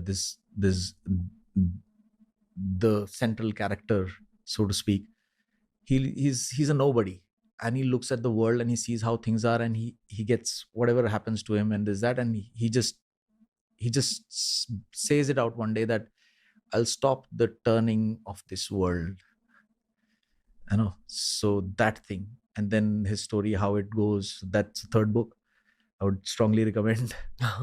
And then there is Mysteries of the Unexplained. That's by it's like a coffee table book by Reader's Digest. That had a deep impact on me. I read it when I was very, very small. Like about aliens and ghosts? About what is existing in our world which cannot be explained or not being explained by science. Okay. So there are anomalies in our world which don't fit the matrix. They are like glitches in the matrix, if you may say. There is no logicality behind their existence, but yet very much they are there. Okay. They prove entire history wrong. They prove science wrong. They prove everything wrong. And the very fabric of how we perceive our world is destroyed by their existences. Okay. So that's a book which lays out all of these various anomalies which are around the world, which are existing. That would one thing I would definitely recommend. And then there's this book called The Amphibian. So The Amphibian, it's like a fiction, but that. And then I think the first book that I ever read in my life, I was like, my father had a lot of collection of books and things like that. So there was this book called Robos of Dawn. So I was in class 2 or something when I found that book inside his box. It was this fatter book and it had a fancy looking robot on top of it. It was written by Isaac Asimov. He's a science fiction writer. So that's the first book I read in my life, and that was a profound book for me at that age, because it just split the universe wide open of what all could exist. It fired my imagination. And then there was this lady in that book. There was a character in this book it's an advanced world, where multi-planetary world, and various, across the, universe, galaxies, humanity has spread, and extremely high tech and all this AI share, all this. So there's a robo that's in her house, and she's in love with that robo, and she actually experiences love with an inanimate object. So that kind of shook me when I read it, and I could it was not just science fiction, it was about love itself. That Okay. Yeah. Have any of you guys ever read or heard any of the stories that he talked about? That's it. That's the end of the round. Roger that. Now back into diving into intensity. When you were exploring the Himalayas, did you ever see anything ajeeb or gareeb? In the Himalayas itself, experiencing any entity and things like that? No. But experiencing a magical space, right? So it's like we were climbing up in a some place. I won't talk about where that place is, because that place will get all crowded up and all that. It's a magical thing, and you'll understand why. So we're climbing, and we were in the forest, and we got lost either other. Even though the person who was taking us there, he's also an ex-SF Special Forces guy, only retired. He had found that place, and because he was connected to the villagers, and the villagers used to go there once in 6 months and used to pray there and have a small festival there. It's a high altitude lake. It's the lake I was mentioning. So when we reached that lake, as we came upon that lake, suddenly it comes upon you. It's a big lake, and it's unlike anything one can imagine, or it's unlike anything. It's very difficult to explain it also. It's deep also, yet you can see the surface also. There are layers and layers inside that lake. It's like, I don't know what is there inside, but you can see it, and yet you can't see it. It's like that. And then it's turquoise, blue, green. That's crazy. And then it has got floating patches of thick grass. So when you cross, and there are two very ancient, very humble, very ancient Shiv temples there, and so you have to walk on those grass, and your leg goes in. It's like you can almost sink, and you walk across the grassy patches, and you look inside, and you can see these. So direct your voice into the mic. Yeah, so you can see these layers and all that, and then, but when we came upon that lake, it's in the middle of a very thick forest in high altitude, tucked away, hidden away, this thing. And when we came upon that lake, we saw two ducks. They were like swimming together on that lake. And the moment I saw those ducks, it's a realization that hits you. You don't think it hits you. So what hit me was, these are two gods who have descended in duck form, and they're romancing together like that. Yeah, it was extremely, like, it's very real. So and a couple of set of very amazing things happened over there. And then in the last, what I realized that what I've, like, again, it's like visions you get. So I was just getting a vision that at this place at night, it's like gods descend here and they romance here. So it's like that. Yeah, an amazing place. Do you want to talk now about Siachen? Yeah, we can talk about Siachen. Okay. But for those you don't know, the Siachen Glacier is actually located in the Himalayas, and it's controlled by India. And it's actually considered to be the world's highest battlefield. Do you want to talk now about Siachen? Yeah, we can talk about Siachen. Okay. Why were you posted there? Because as far as I know, immediately after your NDA training, you were a part of the Special Forces. Immediately after NDA IMA. Yeah. Immediately after training, basically. And out of everything you saw in your whole career, that was the most intense. Yeah, that's a difficult place to survive and work in. Okay. Extremely difficult place to work in. How do you even begin to describe that level of cold, those kind of temperatures, to someone who's not experienced it? But there's this video, I don't know how many people have seen it. There's this video floating around the internet. I saw it some while back. There's this group of Indian soldiers, and they've got various vegetables kept on a table outside the tent, and they got a hammer. And there's like an egg, and they're hitting the egg with the hammer, and nothing is happening to it. They're hitting the potato with the hammer. They're hitting the tomato with a hammer, but it's rock solid. It's that frozen, right? Have you guys seen that video? If so, drop it in the comments. So it's like a stone. Everything becomes like stone there. Like you have water and you throw it, it'll freeze in the air. It's like that. So it's that cold. It's like living inside a fridge. What if you cry in a there? fridge? If you cry when you're outside? A fridge? That would be like living inside a freezer. There's often you'll sweat also. It all starts forming icicles around like that. Everything will collect on your beard and it'll all collect everywhere and it'll become frozen like that. What does your skin feel? The part of your skin that's exposed? It's like it burns and then becomes sensationless, like that for some time. Yeah. Okay. And what else? So it's just the whole environment. See, ultimately, difficult or not difficult is in your head, right? And of course, it has a lot to do with the reality that you are existing in. It's how you perceive reality is how difficult or easy it would be to exist in any kind of circumstances, including the glacier. The glacier itself is, it's full of things that could go wrong. Right? The whole setting it's like that. Um, there could be enemy action. There could, in terms of actual raids, from the enemy. There could be arty shells which are falling there, and like, I don't know. You have to be on the receiving side of an artillery shelling to realize what it is. The enemy he's talking about, I'm pretty sure, is Pakistan. Terror in supreme form. So Why? Well, when an artillery shell comes, you can hear it whistle, like when it's flying in the air, and you can hear it whistle like a motor or an arty shell which is coming. So, and when it falls and it explodes, it's the sound of horror.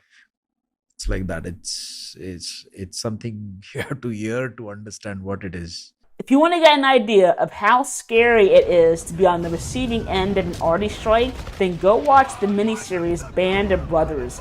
I think it was episode 7, The Breaking Point, where they were in the Battle of the Bulge, and they showed Easy Company's position being attacked by arty fire, and it was so scary. I can't imagine going through that.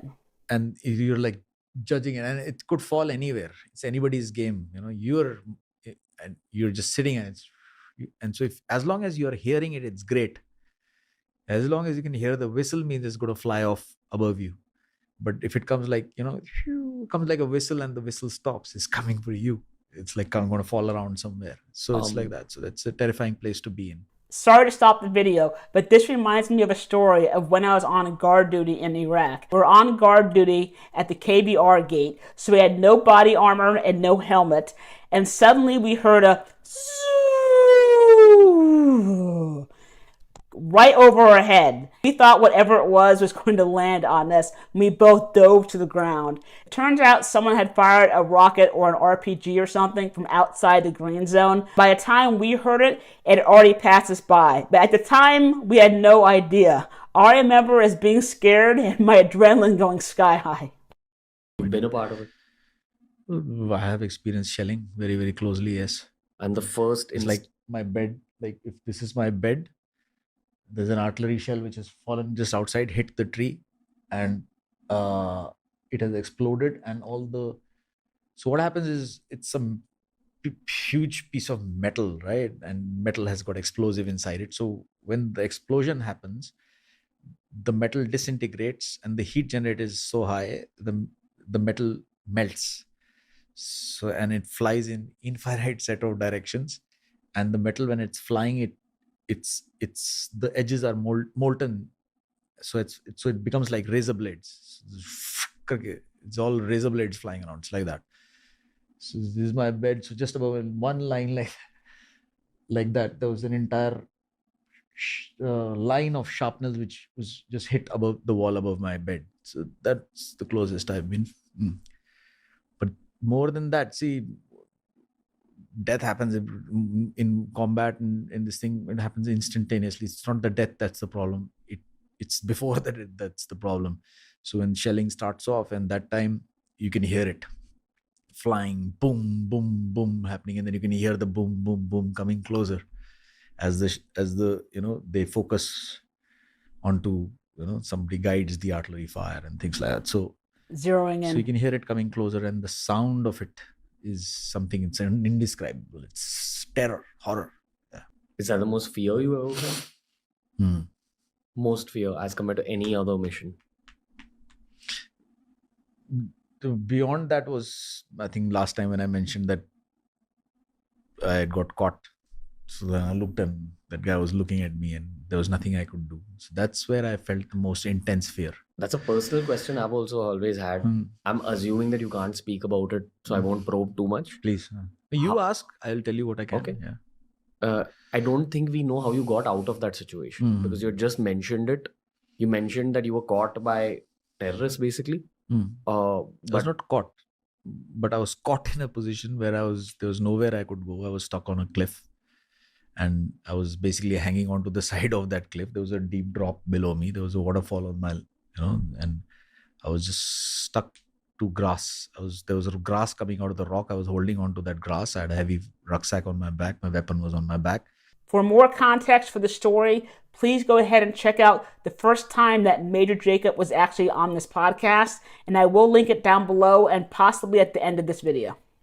I was testing out some new shoes that day and they were slipping like hell. There were some fancy shoes which came from somewhere and we were testing it out and they was just slipping. And there was just this much ledge of rock on which I was standing. And I was like Spider-Man there. And just suddenly I look at this guy looking at me and it's over.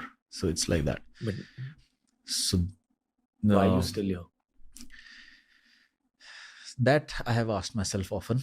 And what I came up with this is that there is an alternative form of reality which we don't realize. And probably that is what the truth is. So it was an impossible situation basically, and there is no way out. It's over. It's just over. There is no getting out of that. But as I said today, the exact opposite of what should have happened is what happened. There is 0% chance of of anybody getting out of that. There's no chance. There is just no chance. But the exact opposite of that happened, where I was caught and the reverse happened, right? Now at that point, I mentioned that I had a flash, that near-death experience, what science calls nowadays, where, there's like a burst of DMT in your, brain. You've and all experienced that. That's when the life flash happens, no? When you see in that moment where you saw him? Yeah, that moment. Was his gun pointed at you? I just saw his eyes and the rest is all... It's the situation. They're always carrying guns. They don't move around without guns. It's like that. So yeah. So anyway, so that point when the flash happened, then entire life, I saw my entire life like a photo album, and each photograph had videos and videos and videos of. I saw my entire life in a flash. But time dilation also happened. That's time dilation only. Basically, how can you see your entire life that you have lived for 20, 25 years and see all of your 25 years in no time? It was not a second or 2 seconds or half a second. It was just no time. You had a micro ayahuasca experience. So later on I realized it's like a burst happening inside your head, in your pineal gland or whatever. We will continue the story. I want to know more about this point. A micro what? What is it actually like, seeing your life flash before your eyes? Is it pleasurable? Is it painful? There is no emotion. There is no judgment. There is no emotion. There is no judgment. There is no regret. There is no guilt. There is no nothing. It's an observation, detached observation. It just flashes. That's it. There is no missing anyone or guilt that you're carrying. Oh, I didn't do that correctly. Oh, that was wrong. That was right. That was great. This was bad. No, it's just emotionless observation of life, entire life. Episodes like this teach Indians everywhere about what the Indian Armed Forces are. I'll let you go on. Any human being, be it in the armed forces, be it from any nation, be it from any profession, is ultimately the same damn thing. It's consciousness expressing itself in infinite number of forms spread over time and space, right? Same damn thing opened up into infinity. So basically nothing and everything is same only. That's what it means. But we can't, because the mind can't fathom what that means. So we are stuck in duality and we keep seeing things like this rather than like that. So that's the difference. So, but in the soldier's life, any soldier who has been in active combat, what happens in active combat is that there is a choice you are making to go into chaos where you could most likely lose your life. There's, like I say, as per a law of averages, it's a 50-50. So, if you really want to try and crystallize it. So any soldier from any country, from any place, specifically if I want to talk about soldiers who have been those soldiers who have been in combat, they would experience these kind of things. And once the experiences happen, then the reflection happens and then the realization happens, right? So the more intense combat, the more intense situations that you have been in, and the more life and death that you have seen, at some point you'll start getting your answers about what's going on. But the same thing happens in other places also, in other professions also, in other these things also. So like that. And yes, the reason why I'm speaking about it is also because most of us live in a world where we don't have the answers for these things. We don't have the experiences of these things. So maybe it would help some people out of great complex things going on in the mind to snap out of it. That's it. Came out a different person after that flash. The different the flash base. So basically how I look back at it now in hindsight is that so all possibilities in our universe, it's called the Brahman, right? So it's a Brahm. The Brahm is the illusion or the dream. So basically all of reality is an illusion. It's a dream. It's like how it's portrayed in our ancient wisdom also. It's like how Vishnu is lying down and he's sleeping and he's dreaming the cosmos, right? That's how it has been depicted. And actually if you connect it back with reality, and actually from where I see it, that's exactly what's going on.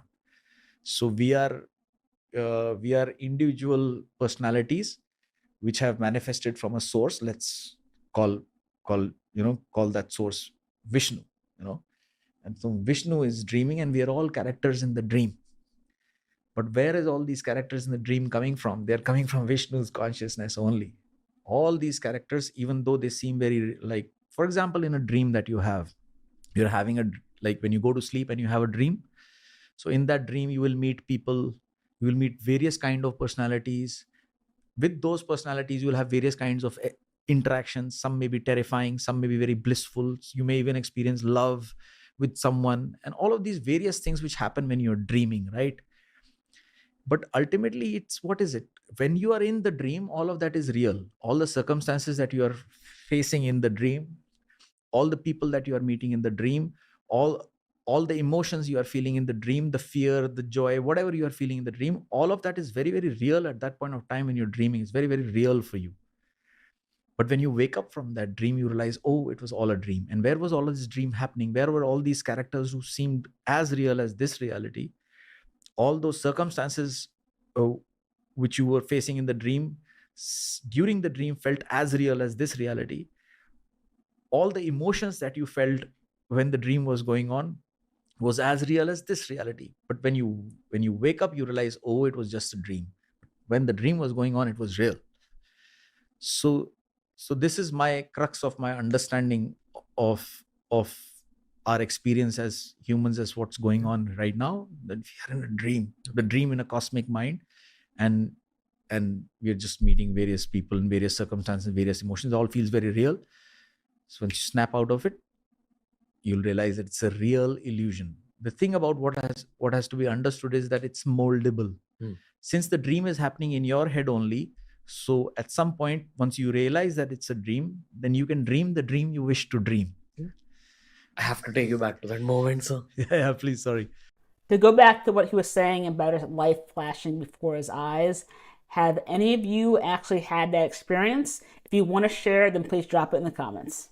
What happened once you got out of the flash? So all possibilities. The universe is infinite in its nature, and all possibilities exist simultaneously. Multiverse, right? All possibilities. That's what's called the multiverse, if you may.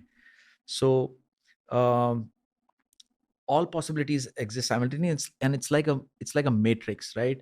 So like how a video game is coded in ones and zeros, right? If not this, then that. If that, then this, then that. That's how it's logic, right? So that's how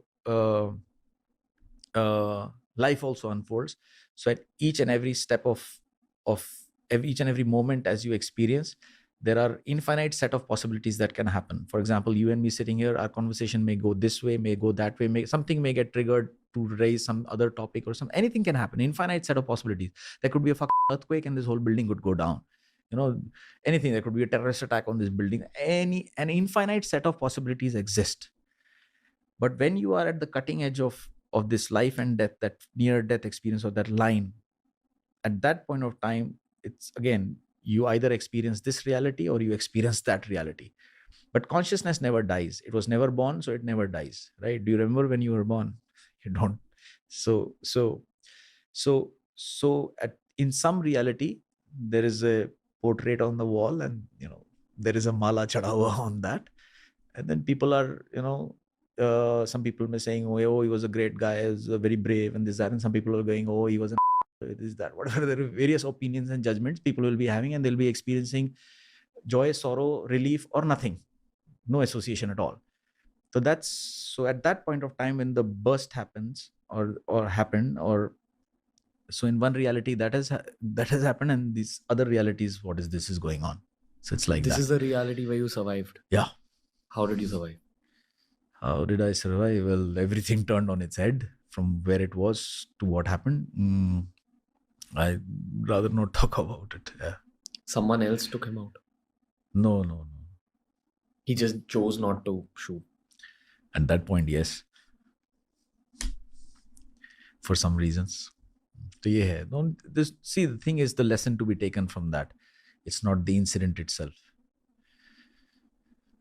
Okay. Uh, Okay. So it's still a mystery how you survive. So- That's okay. That's respect for the Indian armed forces. That's fine. yes. Okay.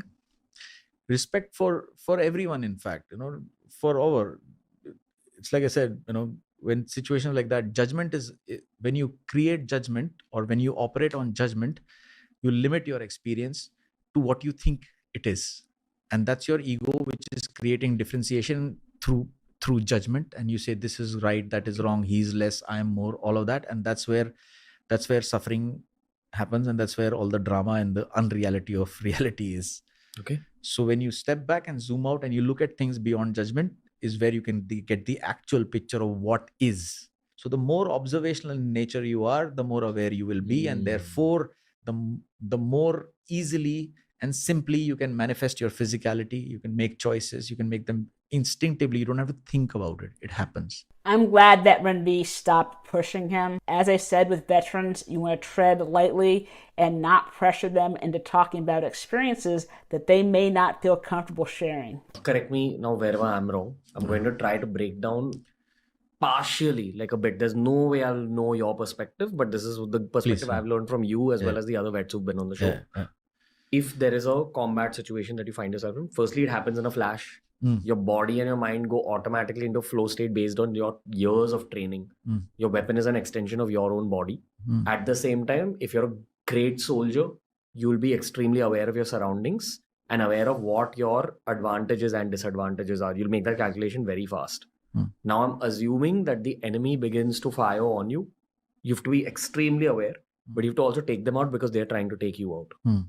This is where my civilian mind stops its understanding. What happens after this point?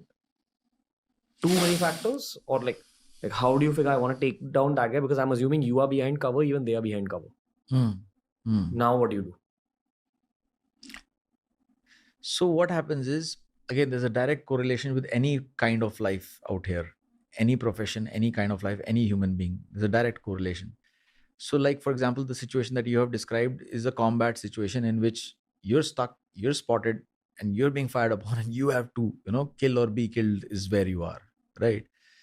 So in the civil world, you will find yourself in many such circumstances. It may not be kill or get killed, but intense, where success and failure is happening, right? For example, so the key to, so it's basically chaos happening now. It's all out of your control, right? Everything is out of your control. When a bullet starts flying, when multiple bullets start flying, basically what is happening is the bullets, till the time they have not hit anything, till the time they have not touched anything, they're flying in a straight line to a certain distance, right?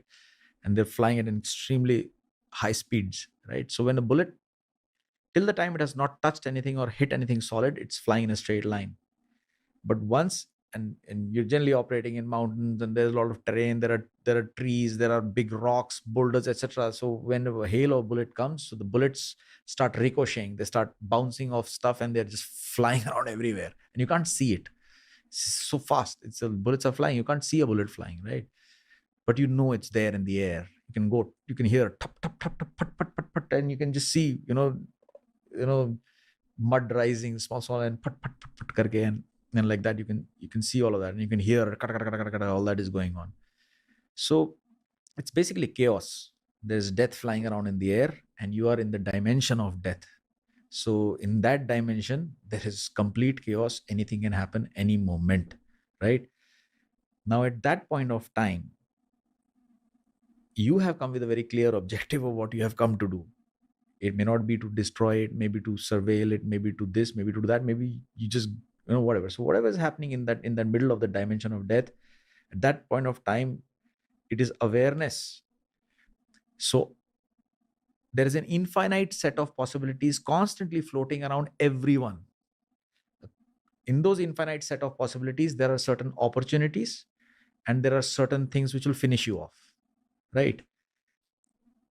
Where does survival come from? Survival comes from being aware of the opportunities that are around you, so that you can pick that opportunity that works for you and then go for it. So how do you become aware of any situation? By firstly surrendering to the truth of that situation. The truth of that situation is it's anybody's game.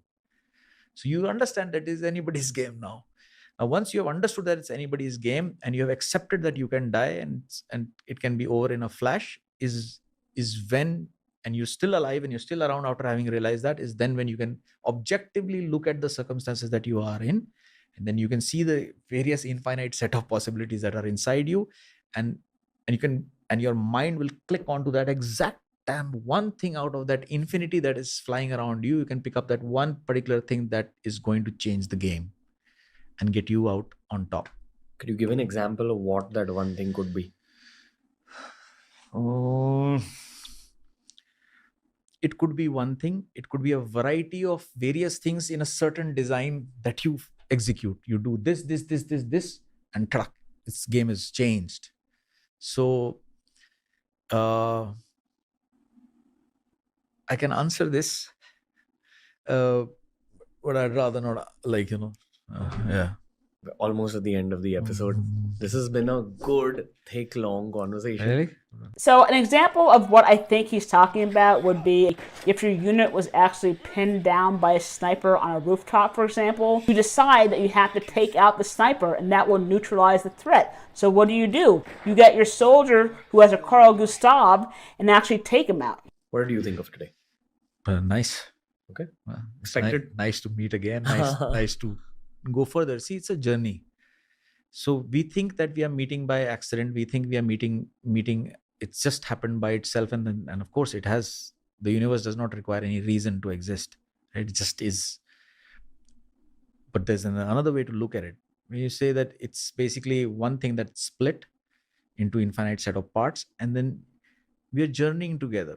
So it's not about who's greater, smaller, lesser, more beneficial to whom, this, that. What I've realized is the energy firstly itself is an illusion, but when but if everything becomes an illusion, then where is life? And life is precious. Life is life. It is the lack of death. So it's life. And in life, there are opportunities for love and this and to experience.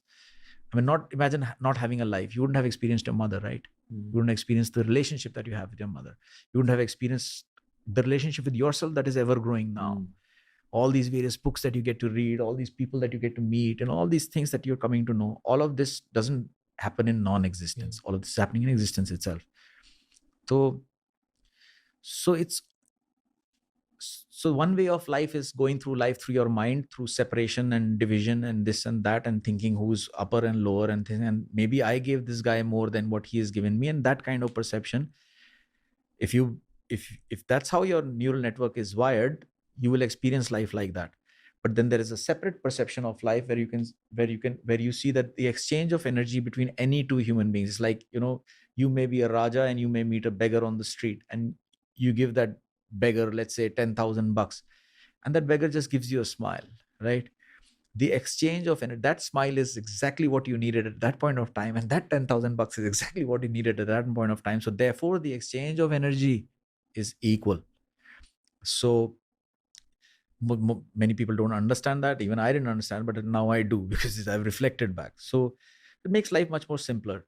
So it's just a journey of experiences happening between the same thing which is split into so many parts. So ultimately, you, me, him, I, AJIO, this, that, even the circumstances, everything that we are in, it can be experienced as division and low and this and that, or it can be experienced as merging happening, love happening, and that's the point, that's the highest feeling. Yeah. So we will keep meeting in life, and as we keep meeting, we go, oh, you changed, it'll keep happening like that. Yeah. No? So like that, that'll be fun, no? Yeah. So Maybe for the last segment, we will create magic together. I think we already have in some ways. We have. There's so many people who have written to me from around the world after that. Yeah. I think this episode will create a even deeper impact. This is your truth has been revealed in like this episode. There is one episode left though. You know what that one's going to be about. We spoke about it briefly here. That is some shit. Yeah. So, while I wish to ask you a lot about Claw on a personal level and everything you guys have done with it, we have covered a lot of it on the second episode we had done. Yeah. Do you have any quick updates for the listeners on how they can help you in your journey right now? So it's not about giving help or receiving help. It is about doing what makes sense to you. So we are doing what we're doing right now is Solo Steel. Solo Steel is a design which is based out of the past military mountaineering experiences and combat experiences and all the experiences that we had in the SF and what's going on in the outside adventure mountaineering field. So combination of the best skill sets from both these fields, the best mindsets coming from both these fields, merging and creating a hybrid, which has not only got applications in the mountains, like we're teaching, not only are we teaching mountaineering, we're teaching unarmed combat, we're teaching emergency medical first response, we're teaching survival skills, we're teaching navigation, we're teaching a bunch of skill sets which come together and putting into a certain situation where you will learn all of this, and then you will be faced with real situations out there in the wild, in the mountains, in high altitude. You will cross crevasses, you will have all this, and you would have the skills to do it, and then you will open up to new experiences, and those experiences will unleash your realization of your own self, and you will be a better human being, and then you'll come out into the world and you'll be a secure person, and you will spread that security in other people. That's Soul of Steel. Okay. That's what we are doing. This entire Soul of Steel is focused at creating human ability biomes. Basically what I have come to understand from my life is that everybody has a God inside them, and that God is the same. Now the journey of life is to realize that godliness within you. What is God? God is a supreme consciousness with supreme ability, supreme realization. That's God, right? So there is that supreme ability, supreme realization, supreme consciousness is lying hidden within all of us. It's just inside of us. It's just there. But the mind is what takes us away from it, and we feel limited in body and mind. But there is a way. What we believe is that if we can create the certain set of circumstances, we can create certain, when I say circumstances, I mean the infrastructure, the skill sets, the kind of vibe, those kind of people coming together, and we create. So that's what the human ability biome is. We believe that this potential capability can be realized by interacting with the outside world in a certain manner. So the human ability biome is for that, where right from people with disabilities to Olympic athletes can come and dive into situations which will open up themselves only further for their mind to understand who they are and realize it and become more open human beings, and spread love, joy, and peace and capability in the world. That's right. So, I wish you all the luck. Thank you for every last thing that you're doing at this stage. You've done a crazy amount of stuff for the country. I can't even begin to thank you for everything you've done for India. So before I let you go, I will salute you and salute everything you've done. I don't know if I saluted you the first time we spoke, but it was definitely in my heart. And this is the time I get to salute you. Fantastic team, great guys you got. Thank you, so means a lot. I want to thank you for coming to the studio, giving us another epic podcast. And I will only say the third of many more to come. Roger that. Thank you. All right. So first of all, thank you guys for watching. I really hope you enjoyed this podcast and my reaction to it. But my utmost respect to Major Jacob. It's always a privilege to actually hear him speak. I really enjoyed listening to the stories about the animals and about combat, and it was also very interesting to actually hear the spiritual side of him. Before you click away from this video, why don't you check out this video all about the Siachen Glacier, or another military-themed podcast.